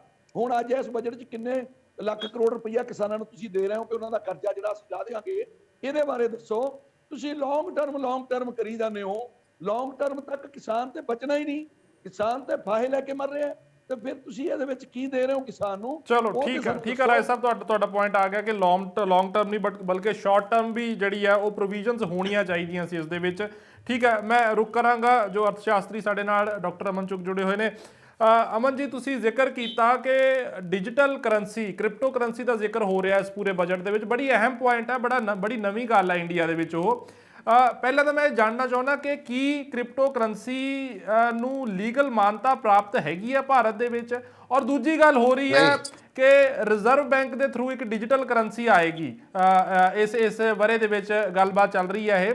ਤਾਂ ਕੀ ਜਿਹੜੇ ਟੈਕਨੋਲੋਜੀਕਲ ਬੈਰੀਅਰਸ ਹੈਗੇ ਨੇ ਉਹਨਾਂ ਨੂੰ ਵੀ ਸਰ ਕਰਨਾ ਤਾਂ ਜ਼ਰੂਰੀ ਹੈ, ਪਹਿਲਾਂ ਉਹਨਾਂ ਨੂੰ ਵੀ ਅਚੀਵ ਕਰਨਾ ਜ਼ਰੂਰੀ ਹੈ ਟੈਕਨੋਲੋਜੀਕਲ ਬੈਰੀਅਰਸ। ਔਰ ਉਹਦੇ ਵਿੱਚ ਸਭ ਤੋਂ ਅਹਿਮ ਹੈ ਜੋ ਹੈਕਰਸ ਜਿਹੜੇ ਨੇ, ਲੋਕ ਆਪਣੇ ਆਪ ਨੂੰ ਸੇਫ ਮਹਿਸੂਸ ਨਹੀਂ ਕਰਦੇ। ਕਈ ਤੁਸੀਂ ਦੇਖਿਆ ਹੋਣਾ ਪਿਛਲੇ ਦਿਨਾਂ ਦੇ ਵਿੱਚ ਕਈ ਵੱਡੇ ਨੇਤਾਵਾਂ ਦੇ ਸੋਸ਼ਲ ਮੀਡੀਆ ਅਕਾਊਂਟਸ ਤੱਕ ਹੈਕ ਹੋ ਜਾਂਦੇ ਨੇ। ਤਾਂ ਉਸ ਦੇ ਤਹਿਤ ਆਮ ਲੋਕਾਂ ਨੂੰ ਕਿਵੇਂ ਭਰੋਸਾ होएगा? मेरे को 1-1.5 मिनट का आपको समय देना पड़ेगा। मैं थोड़ा पहले ये बताने की कोशिश करता हूँ कि जो क्रिप्टो करेंसी होती है उसमें दो चीजें होती है। एक होता है ब्लॉकचेन टेक्नोलॉजी, जो कि एडवांस टेक्नोलॉजी है, जो कि इंटरनेट के ऊपर है, यानी कि इंटरनेट के ऊपर ये टेक्नोलॉजी आई है, ब्लॉकचेन टेक्नोलॉजी, यानी कि इंटरनेट की एडवांस वर्जन है। और साथ में है एनक्रिप्शन जो हुई हुई है करेंसी के अंदर, यानी करेंसी यूज होती है। वर्ल्ड में बिटकॉइन, इथेरियम, रिपल ऐसी कई करेंसीज क्रिप्टो के तौर पे यूज होती हैं, मगर हिंदुस्तान में हमने इसको पहले अरुण जेटली साहब ने इलीगल कहा था, मगर बाद में सुप्रीम कोर्ट ने ओवररूल किया कि इलीगल क्यों कह रहे हो, इसको आप प्रूव कीजिए, तब तक इसको हम लीगल मानेंगे। तो कायदे से ना वो लीगल है ना इलीगल है फॉर रिटेल पर्सन, यानी कि अभी तक वो साइलेंट है गवर्नमेंट, जिसमें गवर्नमेंट ने एक रिपोर्ट सबमिट करनी थी, आरबीआई ने सबमिट करनी थी इनफैक्ट सुप्रीम कोर्ट को, कि ये इलीगल हम क्यों करना चाहते हैं, जिसके कारण हमें कहां का नुकसान होगा, जो कि सारों को पता है कि क्रिप्टो करेंसी कैसे कैसे हिंदुस्तान को नुकसान कर सकती है इन टर्म्स ऑफ माफिया का पैसा है, ब्लैक मनी है, वगैरह वगैरह। अब ये जो करेंसी हम जो हिंदुस्तान में लेकर आ रहे हैं, हम ये कह रहे हैं कि हम जो वर्ल्ड की इंटरनेशनल करेंसीज हैं क्रिप्टो, जैसे बिटकॉइन वगैरह, उनको हम रेगुलेट करने को तैयार हैं, जिसके लिए रेगुलेटरी एक तरह से क्रिप्टो करेंसी का बिल लाने की उम्मीद थी विंटर सेशन में, जो कि मेरे को लगता है कि यूपी इलेक्शन के बाद लेकर आएंगे, क्योंकि इंटरनेशनल मॉनेटरी फंड की जो डिप्टी मैनेजिंग डायरेक्टर है गीता गोपीनाथ जी, उनकी वार्तालाप हुई होगी पीएम मोदी साहब के साथ कि इसके ऊपर थोड़ा सलाह मशवरा करके एक तरह से रेगुलेट कर दो, बैन मत करो। इसके लिए हिंदुस्तान ने सोचा कि अगर हमें क्रिप्टो करेंसी को रेगुलेट करना है तो हम क्रिप्टो करेंसी को कभी भी लीगल मान्यता हिंदुस्तान में करेंसी के तौर पे नहीं देंगे, जिसके लिए हमने अपना ई डिजिटल करेंसी, जिसका मुझे उम्मीद है उसका नाम रखा जाएगा लक्ष्मी। जैसे कि चाइना ने भी लॉन्च किया ई रेमनिबी, ऐसे यूरोप ने भी लॉन्च करने जा रहा है ई यूरो, ऐसे आने वाले समय में यूएस भी लेकर आएगा, यानी कि हर देश अपनी अपनी लीगल सेंट्रल बैंक द्वारा इशूड करेंसी लेकर आएगा, जो कि हिंदुस्तान 2022-23 में लेकर आ रहा है। इसका फायदा सबसे पहला क्या है कि इसमें ब्लॉकचेन टेक्नोलॉजी है जो हैक नहीं करी जा सकती है, जो कि अगर हम क्रिप्टो करेंसीज इंटरनेशनल देखें तो हैकिंग के चांसेस बहुत ज्यादा रेयर हो गए हैं। ये डिजिटल करेंसी वैसे वाली नहीं है जो हम ऑनलाइन बैंकिंग करते आप एक शब्द अमन जी, आप एक शब्द इस्तेमाल कर रहे हो रेयर का, इसका मतलब हो सकती है? हो सकती है। देखो, अगर कोई टेक्नोलॉजी बनती है तो उसके अगेंस्ट भी कुछ ना कुछ तो हो ही सकता है। मैं उसके लिए पूरा 100% तो अश्योर नहीं करूंगा।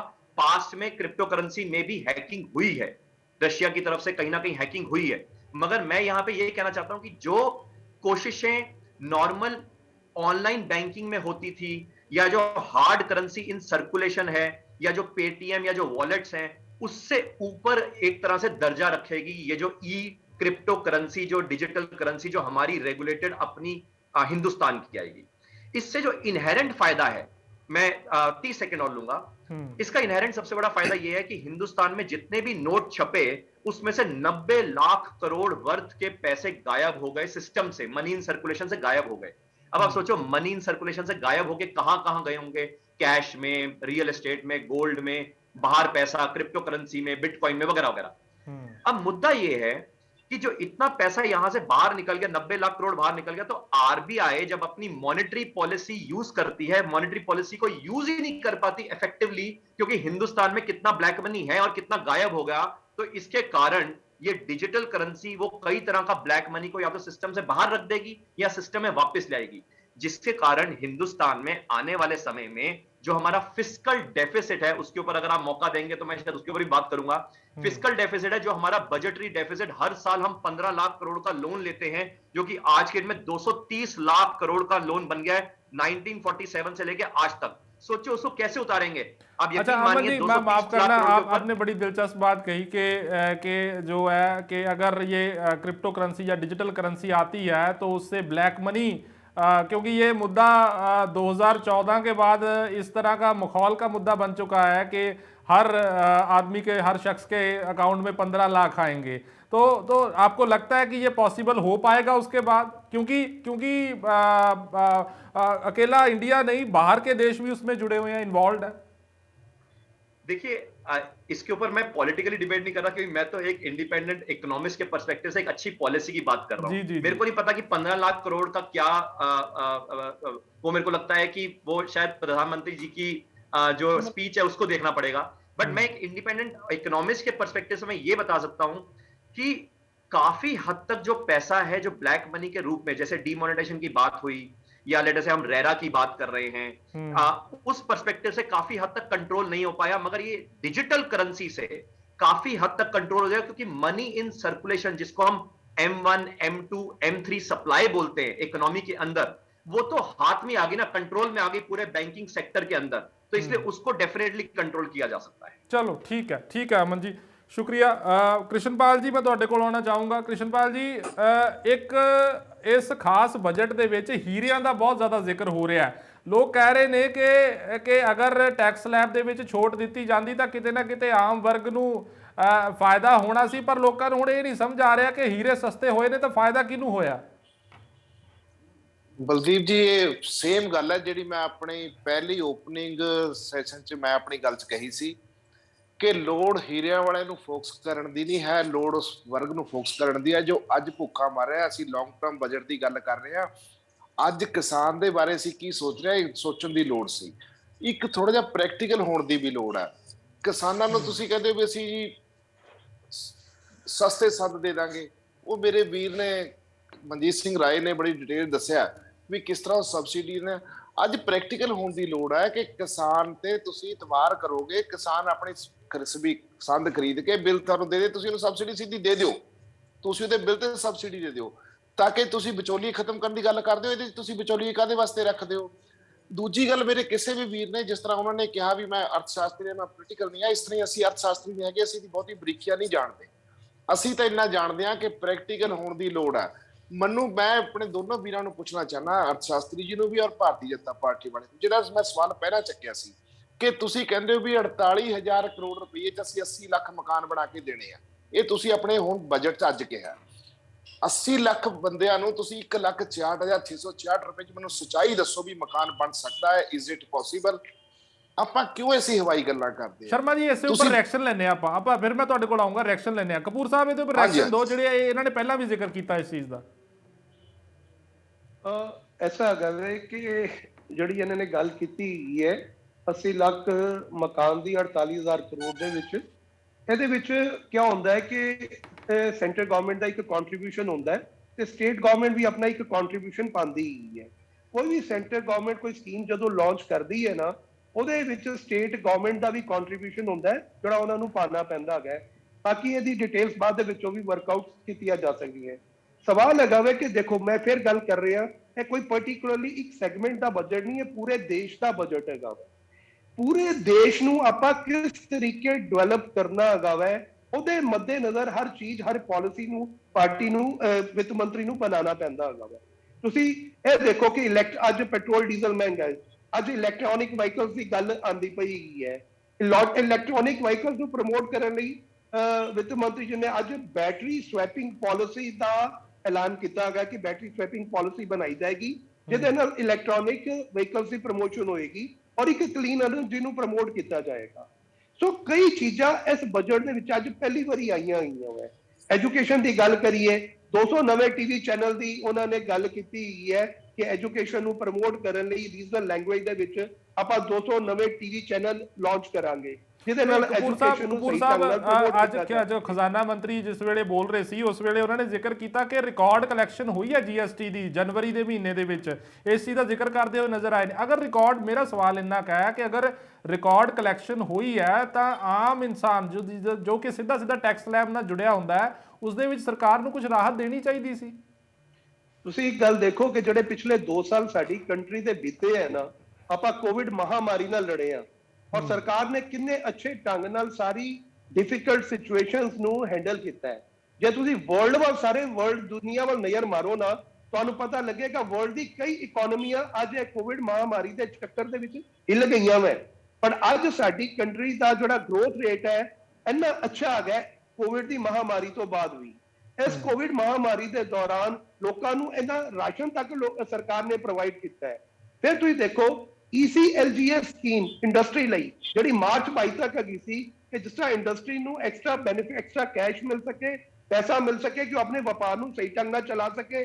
ਪਰ ਇਸ ਬਜਟ ਸਰਕਾਰ ਨੇ ਉਹਨੂੰ ਮਾਰਚ 23 ਤੱਕ ਐਕਸਟੈਂਡ ਕਰ ਦਿੱਤਾ ਹੈਗਾ ਵਾ।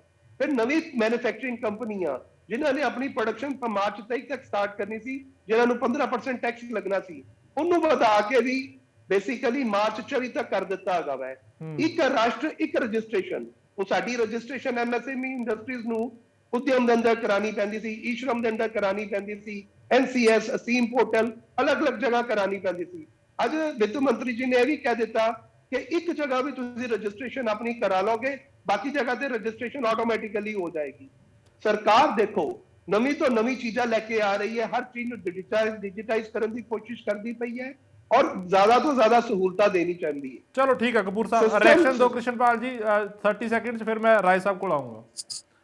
ਬਲਦੀਪ ਜੀ, ਮੈਂ ਪਹਿਲਾਂ ਵੀ ਬੇਨਤੀ ਕੀਤੀ ਸੀ ਵੀ ਬਜਟ ਕੋਈ ਆਪਸੀ ਤੂਤੂ ਮਹਿਮਾ ਦਾ ਬਜਟ ਨਹੀਂ ਹੋਣਾ ਚਾਹੀਦਾ, ਪਰੰਤੂ ਪ੍ਰੈਕਟੀਕਲ ਜ਼ਮੀਨੀ ਹਕੀਕਤ ਤੋਂ ਜ਼ਰੂਰ ਉਹ ਜੁੜਿਆ ਹੋਣਾ ਚਾਹੀਦਾ। ਮੇਰੇ ਵੀਰ ਨੇ ਕਿਹਾ ਕਿ ਉਹਨਾਂ ਨੇ ਆਪਣਾ 1,66,000 ਹੀ ਪਾਣਾ ਹੈ। ਮੈਂ ਕਹਿੰਦਾ ਜੀ 1,66,000 ਸਟੇਟ ਗਵਰਨਮੈਂਟ ਵੀ ਪਾ ਦੇਵੇ, ਜੇ 1,66,000 ਸਟੇਟ ਗਵਰਨਮੈਂਟ ਵੀ ਪਾ ਦੇਵੇ ਤਾਂ ਵੀ ਮਕਾਨ ਨਹੀਂ ਬਣਦੇ। ਆਪਾਂ ਜ਼ਮੀਨੀ ਹਕੀਕਤ ਨੂੰ ਸਮਝਣ ਤੋਂ ਕਿਉਂ ਮੁਨਕਰ ਹੋ ਰਹੇ ਹਾਂ। ਡਿਜੀਟਲ ਕਰੰਸੀ ਦੇ ਬਾਰੇ ਜਿਸ ਤਰ੍ਹਾਂ ਮੇਰੇ ਵੀਰ ਨੇ ਕਿਹਾ ਕਿ ਡਿਜੀਟਲ ਕਰੰਸੀ ਬਾਰੇ ਇਹ ਨਹੀਂ ਪਤਾ ਵੀ ਉਹ ਲੀਗਲ ਹੈ ਕਿ ਇਲੀਗਲ ਹੈ। ਟੈਕਸ ਲੈਣ ਨੂੰ ਆਪਾਂ ਤਿਆਰ ਹਾਂ ਉਹਦੇ ਤੇ 30%, ਪਰ ਲੋਕਾਂ ਨੂੰ ਇਹ ਕਲੈਰਿਟੀ ਦੇਣ ਨੂੰ ਅਸੀਂ ਤਿਆਰ ਨਹੀਂ ਵੀ ਉਹ ਲੀਗਲ ਹੈ ਕਿ ਇਲੀਗਲ ਹੈ। ਤੁਸੀਂ ਜਿਹੜੀ ਆਮਦਨ ਬਜਟ ਦਾ ਜਿਹੜਾ ਕੰਮ ਹੈ, ਬਜਟ ਤੁਸੀਂ ਲੋਕਾਂ ਦੀ, ਮੇਰਾ ਬੀਜੇਪੀ ਵਾਲੇ ਸਾਥੀ ਮੇਰੇ ਕਹਿ ਰਹੇ ਸੀ ਸੰਜੇ ਕਪੂਰ ਜੀ ਕਿ ਦੇਸ਼ ਦਾ ਬਜਟ ਹੈ, ਇਹਨੂੰ ਇੱਕ ਪੱਖ ਤੋਂ ਨਹੀਂ ਦੇਖਿਆ ਜਾਣਾ ਚਾਹੀਦਾ। ਦੇਸ਼ ਕੀ ਹੈ? ਦੇਸ਼ ਲੋਕਾਂ ਨਾਲ ਬਣਦਾ ਹੈ।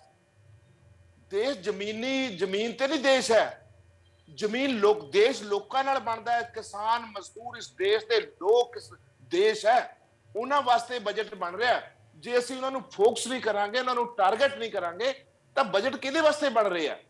ਜਿਨ੍ਹਾਂ ਲੋਕਾਂ ਨੂੰ ਧਿਆਨ ਦੇਣ ਦੀ ਲੋੜ ਹੈ, ਉਹਨਾਂ ਲੋਕਾਂ ਦੇ ਧਿਆਨ ਦਿੱਤਾ ਹੁੰਦਾ ਬਜਟ 'ਚ, ਮੈਂ ਸਮਝਦਾ ਵੀ ਉਹ ਜ਼ਿਆਦਾ ਵਧੀਆ ਹੁੰਦਾ ਸੀ। ਚਲੋ ਠੀਕ ਹੈ ਰਾਏ ਸਾਹਿਬ ਠੀਕ ਹੈ ਕ੍ਰਿਸ਼ਨਪਾਲ ਜੀ, ਰਾਏ ਸਾਹਿਬ ਕਾਫੀ ਦੇਰ ਤੋਂ ਇੰਤਜ਼ਾਰ ਕਰ ਰਹੇ ਨੇ। ਰਾਏ ਸਾਹਿਬ, ਕਿਸਾਨ ਜਿਸ ਵੇਲੇ ਅੰਦੋਲਨ ਲੜ ਰਹੇ ਸੀ, ਮੈਂ ਉਸ ਸਮੇਂ ਦਾ ਜ਼ਿਕਰ ਕਰੂੰਗਾ। ਕਿਸਾਨ ਜਿਸ ਵੇਲੇ ਅੰਦੋਲਨ ਲੜ ਰਹੇ ਸੀ ਉਸ ਵੇਲੇ ਇਹ ਗੱਲ ਕਹਿੰਦੇ ਸੀ ਕਿ ਜਦੋਂ ਤੱਕ ਭਾਰਤ WTO ਦੇ ਸਮਝੌਤੇ ਤੋਂ ਬਾਹਰ ਨਹੀਂ ਆਉਂਦਾ ਉਸ ਵੇਲੇ ਤੱਕ ਕਿਸਾਨੀ ਦੇ ਵਿੱਚ ਸੁਧਾਰ ਨਹੀਂ ਹੋ ਸਕਦਾ। ਤੁਹਾਨੂੰ ਲੱਗਦਾ ਕਿ ਜੋ ਬਜਟ ਦੇ ਵਿੱਚ ਕਿਸਾਨੀ ਲਈ ਜੋ ਵੀ ਪ੍ਰਾਵਧਾਨ ਕੀਤੇ ਗਏ ਨੇ, ਜੋ ਵੀ ਐਲਾਨ ਕੀਤੇ ਗਏ ਨੇ, ਉਦੋਂ ਤੱਕ ਉਹਨਾਂ ਦਾ ਕੋਈ ਫਾਇਦਾ ਨਹੀਂ ਹੋਏਗਾ ਜਦੋਂ ਤੱਕ WTO ਦੇ ਸਮਝੌਤਿਆਂ ਤੋਂ ਬਾਹਰ ਨਹੀਂ ਆਇਆ ਜਾਂਦਾ? ਬਿਲਕੁਲ ਬਿਲਕੁਲ, ਇਹ ਜਿਹੜੀ ਗੱਲ ਕਲੀਅਰ ਕੱਟ ਹੈ ਜੀ। ਜਿੰਨਾ ਚਿਰ WTO ਦੇ ਦਾਇਰੇ ਤੋਂ ਭਾਰਤ ਨਹੀਂ ਬਾਹਰ ਆਉਂਦਾ, ਇਹਨਾਂ ਨੇ ਅਸਲ ਦੇ ਵਿੱਚ WTO ਕੀ ਕਹਿੰਦਾ ਇਹਨਾਂ ਨੂੰ ਕਿ ਤੁਸੀਂ MSP ਕਿਸਾਨਾਂ ਨੂੰ ਦੇਣੀ ਹੀ ਨਹੀਂ। MSP ਇਹ ਕਿਉਂ ਅਲਝੇਵਾਂ ਪਾ ਕੇ ਬੈਠੇ ਹੈ?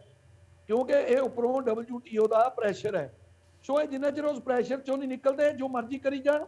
ਆ ਜਿਵੇਂ ਸਾਥੀ ਹੁਣ ਕਹਿ ਰਹੇ ਸੀ, ਮੈਂ ਇਹਨਾਂ ਦੀ ਗੱਲ ਦੇ ਨਾਲ ਜ਼ਰੂਰ ਆ ਜਿਹੜੀ BJP ਵਾਲੇ ਆ ਵੀਰ ਜੀ। ਅੱਛਾ ਰਾਏ ਸਾਹਿਬ ਇੱਕ ਅੰਕੜਾ ਲੈ ਲਓ ਮੇਰਾ, ਫਿਰ ਤੁਸੀਂ ਕੰਪਲੀਟ ਕਰਿਓ। ਸਰਕਾਰ ਕਹਿੰਦੀ ਕਿ MSP ਲਈ ਅਸੀਂ 2.37 ਲੱਖ ਕਰੋੜ ਰੁਪਏ ਰੱਖੇ ਨੇ, ਇਸ ਨੂੰ ਕਿਵੇਂ ਦੇਖਦੇ ਹੋ? ਇਹਨੂੰ ਕੀ ਕਰਨਗੇ ਜੀ? ਪੂਰੇ ਭਾਰਤ ਵਾਸਤੇ, ਪੂਰੇ ਭਾਰਤ ਦੀ ਖਰੀਦੀ ਵਾਸਤੇ ਇਹ ਆਪ ਸਰਕਾਰ ਕਹਿੰਦੀ, ਜਦੋਂ ਅਸੀਂ ਨਰਿੰਦਰ ਤੋਮਰ ਦੀ ਮੀਟਿੰਗ ਜਾਂਦੇ ਸੀ, ਕਹਿੰਦੇ ਸਾਨੂੰ 30 ਲੱਖ ਕਰੋੜ ਰੁਪਈਆ ਚਾਹੀਦਾ ਪੂਰੇ ਭਾਰਤ ਦੀ ਖਰੀਦੀ ਕਰਨ ਨੂੰ, ਤੇ 2,37,000 ਕਰੋੜ ਨਾਲ ਕੀ ਕਰੂਗੇ? ਇਹ 7% ਦੀ ਖਰੀਦੀ ਅੱਗੇ ਕਰਦੇ ਆ, 9% ਕਰ ਲੂਗੇ, ਇਹ ਤੋਂ ਵੱਧ ਕੀ ਕਰਨਗੇ ਜੀ? ਅਸਲ ਦੇ ਵਿੱਚ ਇਹਨਾਂ ਨੂੰ ਚਾਹੀਦਾ ਉੱਤੇ ਐਮਐਸਪੀ ਤੇ ਕਾਨੂੰਨ ਬਣੇ ਵੀ ਜਿਹੜਾ ਉਹ ਤੋਂ ਘੱਟ ਖਰੀਦੂਗਾ ਉਹ ਤੇ ਕ੍ਰਿਮੀਨਲ ਐਕਟ ਦਾ ਪਰਚਾ ਦਰਜ ਹੋਊ, ਜਾਂ ਫਿਰ ਸਰਕਾਰ ਇਹ ਕਰੇ ਵੀ ਜਿੰਨੇ ਘੱਟ ਤੇ ਖਰੀਦਦੇ ਆ ਸਰਕਾਰ ਉਹਦੀ ਪੂਰਤੀ ਕਰੇ। ਉਹ ਤਾਂ ਸਰਕਾਰ ਕਰਦੀ ਨਹੀਂ। ਇਹਦਾ ਜੀ ਗੋਲ ਗੋਲ ਘੁਮਾ ਕੇ ਐਵੇਂ ਕਹਿ ਦਿਓ ਕਿ ਵਿੱਚੋਂ ਨਿਕਲਣੇ ਦੀ ਗੱਲ ਹੈ ਵੀ ਲੋਕਾਂ ਨੂੰ ਉਲਝਾ ਲਓ ਵੀ ਅਸੀਂ ਬਹੁਤ ਲੌਂਗ ਟਰਮ ਲਈ ਆ ਕਰ ਰਹੇ ਆ, ਅਸੀਂ ਆਹ ਕੁਝ ਕਰ ਰਹੇ ਆ। ਮੈਂ ਆ ਇੱਕ ਛੋਟੀ ਜਿਹੀ ਗੱਲ ਕਹਿ ਕੇ ਸਮਾਪਤੀ ਕਰ ਦੂੰਗਾ। ਇਹਨਾਂ ਨੇ ਹੁਣੇ ਕਿਹਾ ਸਾਥੀ ਨੇ, ਬੀਜੇਪੀ ਵਾਲੇ ਨੇ, ਕਿ ਭਾਈ ਇਲੈਕਟ੍ਰੋਨਿਕ ਸਿਸਟਮ ਲਿਆਉਣਾ ਚਾਹੁੰਦੇ ਆ ਤਾਂ ਕਿ ਡੀਜ਼ਲ ਪੈਟਰੋਲ ਦੀ ਕੀਮਤ ਜਿਹੜੀ ਬਹੁਤ ਵੱਧ ਗਈ। ਉਹ ਭਾਈ ਵਧਾਈ ਕਿਹਨੇ ਆ? ਟੈਕਸ ਤੁਸੀਂ ਪਾਇਆ ਹੋਇਆ, ਉਹਦੇ ਤੇ ਬੋਝ ਤੁਸੀਂ ਟੈਕਸ ਘਟਾ ਦਿਓ, ਡੀਜ਼ਲ ਪੈਟਰੋਲ ਦੀ ਕੀਮਤ ਘਟ ਜਾਣੀ ਹੈ ਤੇ ਲੋਕਾਂ ਨੂੰ ਸਗੋਂ ਹੋਰ ਉਹ ਜਿਹੜੇ ਪਹਿਲੇ ਸੰਦ ਡੀਜ਼ਲ ਪੈਟਰੋਲ ਵਾਲੇ ਛੱਡ ਕੇ ਇਲੈਕਟ੍ਰੋਨਿਕ ਖਰੀਦੋ। ਕੇਬਲ ਤੇ ਕੇਬਲ ਜਿਹੜੀਆਂ ਕੰਪਨੀਆਂ ਵੱਡੀਆਂ ਉਹਨਾਂ ਨੂੰ ਫਾਇਦਾ ਦੇਣਾ, ਉਹਨਾਂ ਨੇ ਇਲੈਕਟ੍ਰੋਨਿਕ ਜਿਹੜੇ ਆ ਉਹ ਤਿਆਰ ਕਰਕੇ ਦੇਣੇ ਵਾਹੀਕਲ, ਉਹਨਾਂ ਦੇ ਘਰ ਭਰਨੇ ਆ। ਜਿਵੇਂ ਮੇਰੇ ਵੀਰ ਅਕਾਲੀ ਦਲ ਵੀਰ ਨੇ ਕਿਹਾ ਕਿ ਜਿਹੜਾ ਇਹ ਕਿਸਾਨ ਮਜ਼ਦੂਰ ਨਾਲ ਬਣਦਾ ਹੈ ਤੇ ਉਹਨਾਂ ਵਾਸਤੇ ਕੀ ਕਰ ਰਹੇ ਹੋ? ਉਹ ਕਿਹੜੀ ਤੁਸੀਂ ਉਹਨਾਂ ਦੀ ਜੇਬ ਚੋਂ ਪੈਸੇ ਕੱਢ ਕੇ ਉਹਨਾਂ ਨੂੰ ਇਲੈਕਟ੍ਰੋਨਿਕ ਦੇਵੋਗੇ ਸਾਰੇ ਵਾਹੀਕਲ? ਸੋ ਇਸ ਕਰਕੇ ਜੇ ਟੈਕਸ ਹੁਣ ਕੀ ਕਰਨਗੇ ਇਹ? ਫਿਰ ਕਹਿਣਗੇ ਵੀ ਉਹ ਜਿਹੜਾ ਇਲੈਕਟ੍ਰੋਨਿਕ ਲੈ ਆਉਣਗੇ ਸਿਸਟਮ ਮੈਦਾਨ ਦੇ ਵਿੱਚ, ਫਿਰ ਉਹ ਤੇ ਟੈਕਸ ਵਧਾ ਦੇਣਗੇ। ਇਹ ਤਾਂ ਦੇਖੋ ਸਿੱਧੀ ਗੱਲ ਹੈ, ਜਿੰਨਾ ਚਿਰ ਸਰਕਾਰ ਸੰਜੀਦਗੀ ਨਾਲ ਨਹੀਂ ਸੋਚਦੀ ਕਿ ਆਮ ਲੋਕਾਂ ਨੂੰ ਕਿਵੇਂ ਫਾਇਦਾ ਦੇਣਾ, ਕਿਵੇਂ ਰਾਹਤ ਦੇਣੀ ਹੈ, ਉਹਨਾਂ ਚਿਰ ਇਹ ਗੱਲ ਨਹੀਂ ਬਣਨੀ। ਇਹ ਕੇਵਲ ਸਰਕਾਰ ਜਿਹੜੀ ਆ ਵੱਡੀਆਂ ਕੰਪਨੀਆਂ ਦੀ, ਵੱਡੇ ਵਪਾਰੀਆਂ ਦੀ, ਉਹਨਾਂ ਦੇ ਫਾਇਦੇ ਵਾਸਤੇ ਹੀ ਸਾਰਾ ਕੁਝ ਇਹ ਜੋ ਕੁਝ ਚੱਲ ਰਿਹਾ, ਉਸ ਘੇਰੇ 'ਚ ਹੀ ਇਹ ਸਾਰਾ ਕੁਝ ਚੱਲੀ ਜਾਂਦਾ। ਉਹ ਵਰਲਡ ਜਿਹੜੀ ਹੈਗੀ ਆ ਟ੍ਰੇਡ ਆਰਗੇਨਾਈਜੇਸ਼ਨ, ਉਹਦੇ ਦਬਾਅ ਹੇਠ ਹੀ ਚੱਲ ਰਿਹਾ ਅੱਜ ਵੀ ਕੰਮ। ਇਹ WTO ਦੇ ਦਬਾਅ ਹੇਠ ਹੀ ਹੈ ਸਾਰਾ ਸਿਸਟਮ, ਇਹ ਬਜਟ ਵੀ ਉਹਦੇ ਦਬਾਅ ਹੇਠ ਹੀ ਹੈ। ਇਹ ਕਲੀਅਰ ਕੱਟ ਹੈ ਜਿਹੜਾ ਲੌਂਗ ਟਰਮ ਕਰੀ ਜਾਂਦੇ ਆ, ਹੋਰ ਕੁਝ ਨਹੀਂ। ਤੁਰੰਤ ਫਾਇਦਾ ਦੇਣ ਦੀ ਗੱਲ ਕਰੋ ਵੀ ਤੁਸੀਂ ਹੁਣ ਕੀ ਦੇ ਰਹੇ ਹੋ ਆਮ ਵਰਗ ਨੂੰ? ਲੋਕ ਤਾਂ ਮਹਿੰਗਾਈ ਨਾਲ ਮਰ ਰਹੇ ਨੇ ਤੇ ਕਿਸਾਨ ਖੇਤ 'ਚ ਮਰ ਰਿਹਾ ਫਾਇਲ ਲੈ ਕੇ, ਮਜ਼ਦੂਰ ਮਰ ਰਿਹਾ। ਹੁਣ ਕੀ ਦਿੱਤਾ ਤੁਸੀਂ? ਗੱਲ ਤਾਂ ਇੱਥੇ ਹੋਣੀ ਚਾਹੀਦੀ ਵੀ ਅੱਜ ਕੀ ਦਿੱਤਾ, ਅੱਜ ਕੀ ਦੇ ਰਹੇ ਹੋ? ਤੁਹਾਡੀ ਟਰਮ ਜਦ ਤੱਕ ਆ ਉਦ ਤੱਕ ਕੀ ਦੇ ਰਹੇ ਹੋ? ਇਹਦਾ ਮਤਲਬ ਤੁਸੀਂ ਕਹਿੰਦੇ ਹੋ ਵੀ 25 ਸਾਲ ਦਾ ਅਸੀਂ ਬਜਟ ਦੇਤਾ, 25 ਸਾਲ ਸਾਡੇ ਲੋਕ ਸਾਡੇ ਮੂੰਹਾਂ ਨੂੰ ਵੇਖੀ ਜਾਣ, ਸਾਨੂੰ ਹੀ ਮੁੜ ਕੇ ਸੱਤਾ ਤੇ ਬਿਠਾਈ ਜਾਣ, ਅਸੀਂ ਦੇਸ਼ ਨੂੰ ਵੇਚੀ ਜਾਈਏ। ਇੱਕ ਪਾਸੇ ਕਹਿੰਦੇ ਟ੍ਰੇਨਾਂ 400 ਵੱਧ ਦੇ ਦੇਣੀਆਂ, ਇੱਕ ਪਾਸੇ ਟ੍ਰੇਨਾਂ ਅਡਾਨੀ ਤੇ ਵਾਨੀ ਨੂੰ ਵੇਚੀ ਜਾਂਦੇ ਆ। ਤੇ ਤਾਂ ਸਾਨੂੰ ਸਮਝ ਨਹੀਂ ਆਉਂਦਾ। ਇਹ ਤਾਂ ਵੀਰ ਜੀ ਗੋਲ ਗੋਲ ਘੁਮਾ ਕੇ ਲੋਕਾਂ ਨੂੰ ਇਹ ਕਹਿ ਦਿਓ ਕਿ ਕਮਲੇ ਬਣਾਉਣਾ ਚਾਹੁੰਦੇ ਆ, ਪਰ ਹੁਣ ਲੋਕ ਉਹ ਨਹੀਂ ਰਹੇ। ਚਲੋ ਠੀਕ ਹੈ। ਬੀਜੇਪੀ ਦੇ ਬੁਲਾਰੇ ਵੀ ਜੁੜੇ ਹੋਏ ਨੇ। ਮੈਂ ਜਾਣਨਾ ਚਾਹੂੰਗਾ ਕਿ 9.27% ਸੰਜੇ ਕਪੂਰ ਜੀ 9.27% ਗਰੋਥ ਰੇਟ ਦਾ ਜ਼ਿਕਰ ਕਰ ਰਹੇ ਸੀ ਅੱਜ ਨਿਰਮਲਾ ਸੀਤਾਰਮਨ ਜਦੋਂ ਬਜਟ ਪੇਸ਼ ਕਰ ਰਹੇ ਸੀ। ਤੁਹਾਨੂੰ ਉਮੀਦ ਹੈ ਕਿ ਇਸ ਰਫਤਾਰ ਦੇ ਨਾਲ ਇੰਡੀਆ ਗਰੋ ਕਰੇਗਾ ਇਸ ਸਾਲ ਦੇ ਵਿੱਚ? ਅਚੀਵ ਕਰ ਪਾਓਗੇ ਇਹਨਾਂ ਗਰੋਥ ਰੇਟ 9.27 ਦਾ? ਬਿਲਕੁਲ ਕਰ ਪਾਵਾਂਗੇ ਜੀ। ਤੁਸੀਂ ਜੇ ਆਪਣਾ ਇਕਨੋਮਿਕ ਸਰਵੇ ਦੇਖੋ ਜਿਹੜਾ ਕਿ ਕੱਲ ਆਇਆ ਹੈਗਾ ਵੈ, ਉਹਦੇ ਵਿੱਚ GDP ਐਕਸਪੈਂਸ਼ਨ ਚ ਉਹਨਾਂ ਨੇ ਕਿਹਾ ਕਿ 9.2% ਦੇ ਹਿਸਾਬ ਨਾਲ ਸਾਡੀ GDP ਐਕਸਪੈਂਸ਼ਨ ਹੋਈ ਹੈ। ਸੋ ਸਾਨੂੰ ਪੂਰੀ ਉਮੀਦ ਹੈਗੀ ਹੈ ਕਿ ਜਿਸ ਤਰੀਕੇ ਆਪਾਂ ਫਿਊਚਰ ਦਾ ਭਾਰਤ ਤਿਆਰ ਕਰਨੇ ਪਏ ਆ, ਭਵਿੱਖ ਦਾ ਭਾਰਤ, ਔਰ ਆਪਣੇ ਇਨਫਰਾਸਟ੍ਰਕਚਰ ਨੂੰ ਸਟਰੋਂਗ ਕਰਨੇ ਪਏ ਆ, ਆਪਾਂ ਇਹ ਗਰੋਥ ਰੇਟ ਨੂੰ ਡੈਫੀਨੇਟਲੀ ਅਚੀਵ ਕਰ ਪਾਵਾਂਗੇ। ਮਨਜੀਤ ਜੀ ਆਪਣੇ ਭਾਈ ਸਾਹਿਬ ਉਹਨਾਂ ਨੇ ਉਹਨੇ ਗੱਲ ਕੀਤੀ ਸੀ ਇਨਫਲੇਸ਼ਨ ਦੀ, ਤੇ ਇਹਨਾਂ ਨੂੰ ਮੈਂ ਇਹ ਗੱਲ ਦੱਸਣਾ ਚਾਹੁੰਦਾ ਕਿ ਜੇ ਤੁਸੀਂ ਭਾਰਤ ਨੂੰ ਵਰਲਡ ਇਕਨੋਮੀ ਦੇ ਨਾਲ ਜੋ ਕੰਪੇਅਰ ਕਰਕੇ ਦੇਖੋ ਨਾ, ਸਾਡਾ ਰਿਟੇਲ ਇਨਫਲੇਸ਼ਨ ਰੇਟ ਸਿਰਫ 5.6% ਹੈ, ਔਰ ਜੇ ਤੁਸੀਂ ਬਾਹਰ ਯੂਰਪ ਔਰ ਦੂਜੀ ਕੰਟਰੀ ਦਾ ਇਨਫਲੇਸ਼ਨ ਰੇਟ ਦੇਖੋ ਉਹ ਸਭ ਡਬਲ ਡਿਜਿਟ ਚ ਹੈਗਾ ਵਾ। ਸੋ ਇਨਫਲੇਸ਼ਨ ਦੇ ਮੈਟਰ ਦੇ ਵਿੱਚ ਵੀ ਸਾਡੀ ਸਿਚੁਏਸ਼ਨ ਅੱਜ ਦੀ ਡੇਟ ਚ ਬੜੀ ਸਟਰੋਂਗ ਹੈਗੀ ਹੈ, ਔਰ ਕੋਈ ਇੱਥੇ ਇਨਫਲੇਸ਼ਨ ਇੰਨੀ ਨਹੀਂ। ਕਪੂਰ ਸਾਹਿਬ ਜਿਹੜਾ ਉਹਨਾਂ ਨੇ WTO ਦਾ ਜ਼ਿਕਰ ਕੀਤਾ ਕਿ ਭਾਰਤ ਸਰਕਾਰ ਹੈ ਜਿਹੜਾ WTO ਦੇ ਦਬਾਅ ਹੇਠ ਕੰਮ ਕਰ ਰਹੀ ਹੈ। ਦੇਖੋ ਗੱਲ ਪਤਾ ਕਿਆ ਹੈ, ਤੁਹਾਨੂੰ ਯਾਦ ਹੋਏਗਾ ਜਦੋਂ ਪ੍ਰਧਾਨ ਮੰਤਰੀ ਨਰਿੰਦਰ ਮੋਦੀ ਜੀ ਸਿੰਗਾਪੁਰ ਗਏ ਸੀ ਤੇ RCEP ਦਾ ਸਮਝੌਤਾ ਹੋਣਾ ਸੀ, ਤੇ ਉਹ ਸਾਡੀ ਸਰਕਾਰ ਨੇ ਕੋਈ ਕੀਤਾ ਸੀ, ਉਹ ਕਾਂਗਰਸ ਗਵਰਨਮੈਂਟ ਦੇ ਟਾਈਮ ਦਾ ਸਮਝੌਤਾ ਹੋਇਆ ਸੀ। ਉਸ ਟਾਈਮ ਪ੍ਰਧਾਨ ਮੰਤਰੀ ਨਰਿੰਦਰ ਮੋਦੀ ਜੀ ਨੇ ਉਸ ਨੂੰ ਨਕਾਰਿਆ। ਹਾਲਾਂਕਿ ਐਸ ਪਰ ਐਗਰੀਮੈਂਟ ਜਦੋਂ ਮਨਮੋਹਨ ਸਿੰਘ ਜੀ ਆਲਰੇਡੀ ਉਹ RCEP ਦਾ ਕਰ ਚੁੱਕੇ ਹੋਏ ਸੀ, ਸਾਨੂੰ ਉਹ ਕਰਨਾ ਚਾਹੀਦਾ ਹੈਗਾ ਸੀ। ਪਰ ਸਿੰਸ ਕਿ ਐਗਰੀਕਲਚਰ ਸੈਕਟਰ ਦੇ ਵਿੱਚ ਕੱਲ ਵੱਡੀ ਸਮੱਸਿਆ ਨਾ ਆਵੇ, ਪ੍ਰਧਾਨ ਮੰਤਰੀ ਨਰਿੰਦਰ ਮੋਦੀ ਜੀ ਨੇ ਸਿੰਗਾਪੁਰ ਜਾ ਕੇ ਨਵੰਬਰ 19 ਦੇ ਵਿੱਚ ਉਹ ਸਮਝੌਤੇ ਨੂੰ ਰਿਜੈਕਟ ਕੀਤਾ। ਤਾਂ ਐਗਰੀਕਲਚਰ ਦੇ ਪ੍ਰਤੀ ਵੀ ਸਰਕਾਰ ਬੜੀ ਸੀਰੀਅਸ ਹੈ। ਅੱਜ ਐਗਰੀਕਲਚਰ ਬਾਰੇ ਭਾਈ ਸਾਹਿਬ ਨੇ ਗੱਲ ਕੀਤੀ ਹੈ। ਨਹੀਂ ਕਪੂਰ ਸਾਹਿਬ, ਲੋਕ ਸਵਾਲ ਪਤਾ ਕਿਉਂ ਚੱਕਦੇ ਨੇ? ਤੁਸੀਂ ਬਜਟ ਦੇ ਵਿੱਚ ਕਾਰਪੋਰੇਟ ਸਰਚਾਰਜ ਆ ਜਿਹੜਾ ਉਹ 12% ਤੋਂ ਘਟਾ ਕੇ 7% ਕੀਤਾ, ਪਰ ਇਸ ਦੇ ਉਲਟ ਟੈਕਸ ਸਲੈਬ ਨੂੰ ਤੁਸੀਂ ਬਿਲਕੁਲ ਵੀ ਨਹੀਂ ਛੇੜਿਆ। ਲੋਕ ਇਹ ਸਵਾਲ ਕਰਦੇ ਨੇ ਕਿ ਕਾਰਪੋਰੇਟ ਲਈ ਸਰਕਾਰ ਇੰਨੀ ਦਿਆਲ ਕਿਉਂ ਹੈ? ਕਾਰਪੋਰੇਟ ਨਹੀਂ, ਉਹ ਕੋਆਪਰੇਟਿਵ ਸੁਸਾਇਟੀ ਲਈ ਆਪਾਂ ਕੀਤਾ ਹੈਗਾ ਵਾ। ਕੋਆਪਰੇਟਿਵ ਸੁਸਾਇਟੀ 'ਚ ਜਿਹੜਾ ਟੈਕਸ ਰੇਟ ਹੈਗਾ ਸੀ ਨਾ ਪਹਿਲੇ 18.5% ਸੀ, ਉਹਨੂੰ ਸਰਕਾਰ ਨੇ ਘਟਾ ਕੇ 15% ਕਰ ਦਿੱਤਾ। ਨਹੀਂ, ਮੈਂ ਕਾਰਪੋਰੇਟ ਸਰਚਾਰਜ ਦੀ ਗੱਲ ਕਰ ਰਿਹਾ, ਮੈਂ ਕਾਰਪੋਰੇਟ ਸਰਚਾਰਜ ਦੀ ਗੱਲ ਕਰ ਰਿਹਾ। ਮੈਂ ਤੁਹਾਨੂੰ ਦੱਸ ਰਿਹਾ ਨਾ ਕਿ ਅੱਜ ਬਜਟ ਦੇ ਵਿੱਚ ਵਿੱਤ ਮੰਤਰੀ ਜੀ ਨੇ ਕੋਆਪਰੇਟਿਵ ਸੁਸਾਇਟੀ ਦੀ, ਮੈਂ ਤੁਹਾਨੂੰ ਗੱਲ ਕਰ ਰਿਹਾ, ਕਾਰਪੋਰੇਟ ਸਰਚਾਰਜ ਦੀ ਕੋਆਪਰੇਟਿਵ ਸੁਸਾਇਟੀ ਲਈ ਜਿਹੜਾ ਮੈਂ ਮਾਫ ਕਰਨਾ ਕਪੂਰ ਸਾਹਿਬ, ਮੈਂ ਕਾਰਪੋਰੇਟ ਸਰਚਾਰਜ ਦੀ ਗੱਲ ਕਰ ਰਿਹਾ ਜਿਸ ਨੂੰ 12% ਤੋਂ ਘਟਾ ਕੇ 7% ਕੀਤਾ ਗਿਆ। ਮੇਰੇ ਖਿਆਲ ਦੇ ਵਿੱਚ ਉਹ ਕੋਆਪਰੇਟਿਵ ਸੁਸਾਇਟੀ ਤੇ ਕੀਤਾ ਗਿਆ ਹੈ। ਤੁਸੀਂ ਧਿਆਨ ਨਾਲ ਦੇਖੋ, ਕਾਰਪੋਰੇਟ ਨਹੀਂ ਹੈਗਾ, ਉਹ ਕੋਆਪਰੇਟਿਵ ਸੁਸਾਇਟੀ ਤੇ ਹੈਗਾ ਸੀ। ਜਰਾ ਇੱਕ ਵਾਰੀ ਚੈੱਕ ਕਰ ਲਓ। ਚਲੋ ਠੀਕ ਹੈ, ਚਾਰਜ ਘਟਾਇਆ ਨਾ ਉਹ ਕੋਆਪਰੇਟਿਵ ਸੁਸਾਇਟੀ ਤੇ ਸੀ। ਠੀਕ ਹੈ, ਕਾਰਪੋਰੇਟ ਤੇ ਨਹੀਂ ਸੀ ਹੈਗਾ।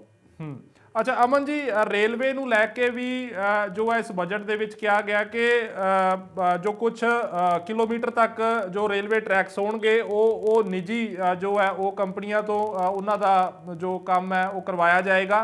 ਤੁਹਾਨੂੰ ਨਹੀਂ ਲੱਗਦਾ ਕਿ ਪ੍ਰਾਈਵੇਟਾਈਜੇਸ਼ਨ ਦੀ ਪਿਛਲੇ ਦਿਨਾਂ ਦੇ ਵਿੱਚ ਬੜੀ ਗੱਲ ਵੀ ਚੱਲੀ ਸੀ ਕਿ ਰੇਲਵੇ ਨੂੰ ਪ੍ਰਾਈਵੇਟ ਕਰਨ ਦੀ ਕੋਸ਼ਿਸ਼ ਹੋ ਰਹੀ ਹੈ? ਤੁਹਾਨੂੰ ਨਹੀਂ ਲੱਗਦਾ ਕਿ ਇਹ ਪ੍ਰਾइवेटाइजेशन वाला एक कदम है रेलवे का?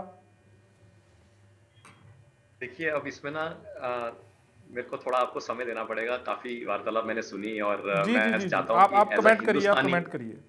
मैं एज अ हिंदुस्तानी सबसे पहले तो ये बताना चाहूंगा कि क्रिप्टो करेंसी के ऊपर टैक्स लाके, जो पहले का एक सवाल उसको मैं कनेक्ट कर देता हूँ बस, कि टैक्स लाके पर्पस ये नहीं है कि हम लीगल या इलीगल बोल रहे हैं। हम ये कह रहे हैं कि अगर किसी ने ऑलरेडी लगा रखा है तो आने वाले समय में आप उसको वापस हमारे डिजिटल करेंसी में ले आना या उसको एज अ इन्वेस्टमेंट प्रोडक्ट ले आना, अगर आप ट्रांसफर करोगे तो हम उसके ऊपर टैक्स लगाएंगे ताकि वो बच के ना निकल जाए। ये उसके ऊपर लगाया, लीगल इलीगल का हम बात नहीं कर रहे। दूसरा, कॉर्पोरेट सरचार्ज जो है उसको कम किया गया है, 12 से 7% किया गया है। और अगर आपका ये सवाल होगा तो मैं उसके ऊपर फिर आपको आंसर दूंगा, बट फिलहाल जो आपका सवाल वापस जो अभी फिलहाल रेलवे के ऊपर आ रहा है, मेरा ऐसा मानना है कि हम 2-3 चीजों को मिक्स कर रहे हैं। एक हम कर रहे हैं एसेट मोनेटाइजेशन जो स्कीम है, जो नेशनल मोनेटाइजेशन जो पाइपलाइन बनाई है, उसमें कई तरह के एसेट्स को एक तरह से लीज पे दिया जाएगा प्राइवेट सेक्टर को, उसके ऊपर लीज रेंटल लिया जाएगा, मगर जो ओनरशिप है वो गवर्नमेंट के पास रहेगी। एक तो ये चीज है। दूसरा, जो रेलवे, जैसे कि अगर हम IRCTC की बात करें वगैरह वगैरह, या अगर हम LIC की IPO की बात करें, यहाँ पे हर जगह हमें समझना जरूरी है कि जी जब हमारे घर का बजट खुद का खराब होता है ना, जब हमारा एक्सपेंडिचर ज्यादा होता है, रिसिप्ट्स कम होती हैं, और मैंने बताया कि इतने सालों से इतना कर्जा है 230 लाख करोड़ का, कि मेरे को उसको उतारने के लिए कहीं ना कहीं मेरे को अपने अच्छे वाले एसेट्स बेचने पड़ेंगे। आज कहीं ना कहीं उसको प्राइवेटाइज करना पड़ेगा या पब्लिक प्राइवेट पे लेकर आना पड़ेगा, नहीं तो मैं देश नहीं चला पाऊंगा। उसके लिहाज से मेरे को लगता है कि गवर्नमेंट कहीं ना कहीं एज अ रेगुलेटर बिहेव कर रही है। गवर्नमेंट क्या कह रही है कि अगर हम कुछ एसेट्स को या कुछ कंपनीज को अगर हम प्राइवेटाइज या पब्लिक प्राइवेटाइज या डिसइन्वेस्टमेंट, मैं स्ट्रेटेजिक डिसइन्वेस्टमेंट की बात नहीं कर रहा, मैं डिसइन्वेस्टमेंट की बात कर रहा हूं, जहां पे एक माइनर स्टेक अगर मैं बेच रहा हूं 5%, 10% टिल 20-25%, तो वहां पे मैं एज अ रेगुलेटर काम करूंगा। उस लिहाज से जहां पे अगर ये रेलवेज की बात कर रहे हैं, तो इनका जो इंटेंशन है वो ये है कि इनके पास पैसे तो है नहीं गवर्नमेंट का, क्योंकि बजट डेफिसिट है, 230 लाख करोड़ का डेफिसिट है, जिसके ऊपर इंटरेस्ट सालाना 8 लाख करोड़ का इंटरेस्ट जाता है सिर्फ। सोचो 39 लाख करोड़ का बजट में 8 लाख करोड़ का इंटरेस्ट चला जाए और 5 लाख करोड़ का डिफेंस चला जाए, तो बाकी तो काम कुछ रह ही नहीं गया।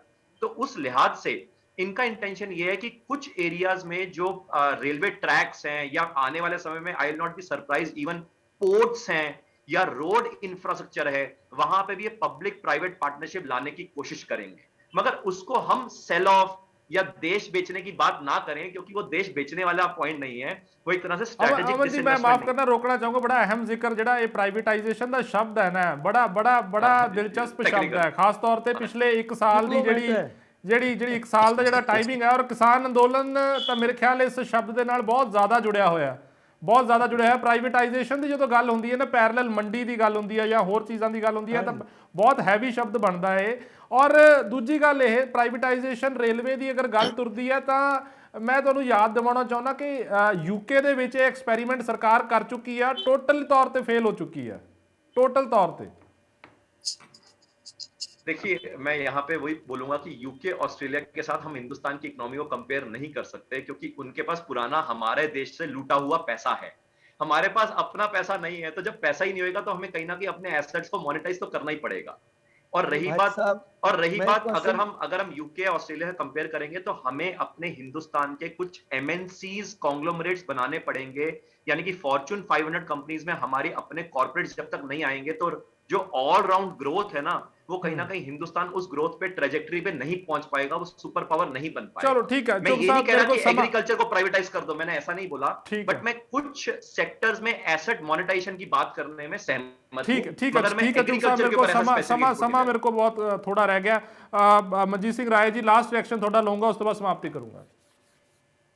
ਮੈਂ ਤਾਂ ਸਿਰਫ ਇੰਨਾ ਕਹਿਣਾ ਚਾਹੁੰਦਾ ਜੀ, ਅਸੀਂ ਅਰਥ ਸ਼ਾਸਤਰੀ ਤੇ ਹੈ ਨਹੀਂਗੇ, ਇਹ ਵੀਰ ਜੀ ਬੜੇ, ਇਹਨਾਂ ਨਾਲ ਸਾਡੀ ਕੋਈ ਬਹਿਸ ਦਾ ਵਿਸ਼ਾ ਵੀ ਨਹੀਂ ਬਣਦਾ, ਪਰ ਮੈਂ ਜ਼ਰੂਰ ਕਹਾਂਗਾ ਕਿ ਇਹ ਇੱਕ ਪ੍ਰਾਈਵੇਟ ਨਾਮ ਦੇ ਕੇ ਸਾਰਾ ਕੁਝ ਵੇਚਣ ਦੀ ਤਿਆਰੀ ਹੈ। ਤੇ ਫਿਰ ਸਰਕਾਰ ਕੀ ਕਰਦੀ ਹੈ? ਕਿੱਥੋਂ ਸਰਕਾਰ ਕਹਿ ਰਹੀ ਆ ਵੀ ਅਸੀਂ ਡਿਵੈਲਪ ਕਰ ਰਹੇ ਹਾਂ ਭਾਰਤ ਨੂੰ? ਕਿੱਥੋਂ ਇਹ ਜਿਹੜਾ ਮੇਕ ਇਨ ਇੰਡੀਆ ਦਾ ਨਾਰਾ ਦੇ ਰਹੇ ਆ? ਜੇ ਸਾਰਾ ਕੁਝ ਇਹ ਪ੍ਰਾਈਵੇਟ ਕਰਨਾ, ਆ ਇਸ਼ਾਰਾ ਸਿੱਧੇ ਦਾ ਸਿੱਧਾ ਸਾਡੇ ਅਰਥ ਸ਼ਾਸਤਰੀ ਵੀਰ ਜੀ ਦੇ ਗਏ ਨੇ ਕਿ ਆਉਣ ਵਾਲੇ ਸਮੇਂ 'ਚ ਤੁਹਾਡੇ ਪੋਰਟ ਵੀ ਸਾਰਾ ਕੁਝ ਹੀ ਪ੍ਰਾਈਵੇਟ ਹੋਣ ਜਾ ਰਿਹਾ ਇੱਕ ਤਰ੍ਹਾਂ ਦਾ। ਇੱਕ ਇਹਨੂੰ ਜਿਹੜਾ ਦੂਸਰੇ ਦੇ ਹੱਥਾਂ 'ਚ ਦੇ ਦਿੱਤਾ ਤੇ ਇਹਨੂੰ ਵੇਚਣਾ ਜਾਂ ਪ੍ਰਾਈਵੇਟ ਕਰਨਾ, ਇਹ ਤਾਂ ਇੱਕ ਪਾਲਿसी है सरकार नहीं, उसमें फर्क है जी, प्राइवेटाइजेशन में और पब्लिक प्राइवेट में फर्क है जी।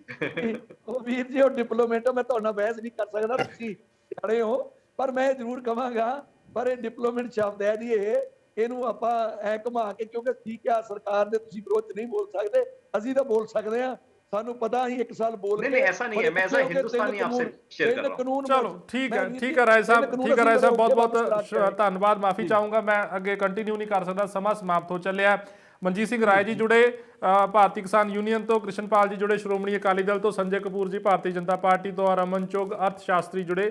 तमाम मेहमानों का बहुत बहुत धन्यवाद। सो गलबात कर रहे सी कि केंद्री बजट है जिहड़ा वो सरकार वालों अज पेश किया गया। खजाना मंत्री निर्मला सीतारमन उन्होंने संसद दे विच बजट नूं पेश किया और तमाम तरह दी जिहड़ियां चीज़ां ने वो सामने रखियां। हालांकि टैक्स स्लैब दे विच कोई बदलाव नहीं किया गया और आम आदमी किते ना किते इसे चीज़ नूं गिणदा है कि टैक्स स्लैब दे विच बदलाव क्यों नहीं किया गया। पर दूजे पासे सरकार ये दावा कर रही है कि 9.27% की जिहड़ी हैगी आ वो ग्रोथ रेट रहेगी। हालांकि एक प्रोजैक्शन है कि एक्सपैक्टेड है कि इस एक ग्रोथ रेट रह सकती है, वो हालात कंडीशनस तय करने की। दूजे पासे सरकार कह रही है कि किसानां लई भी जिहड़ा उन्होंने काफ़ी अच्छे स्कीम्स लैके आईयां ने। MSP दे लई एक खास तौर पर बकायदा तौर फंड रखा हैगा, पर किसान कह रहे हैं कि इस इन्ने क फंड दे नाल कुछ ज़्यादा बदलाव जिहड़े ने वो नहीं होने वाले।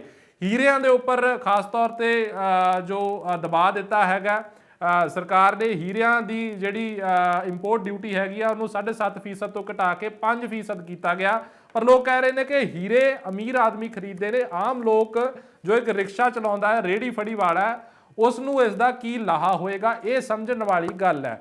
सो खैर सरकार ये दावा करती है कि लॉन्ग टर्म का बजट है, 25 साल की दूर अंदेशी का यह बजट है और सानू लॉन्ग टर्म के ज़्यादा सोचना चाहिए। खैर लोग इसका फैसला करनगे। फिलहाल पंजाब डिबेट के इन्ना ही। मैनू बलदीप सिंह नूं दे इजाजत, तो जुड़े रहो इंडिया न्यूज़ पंजाब दे नाल।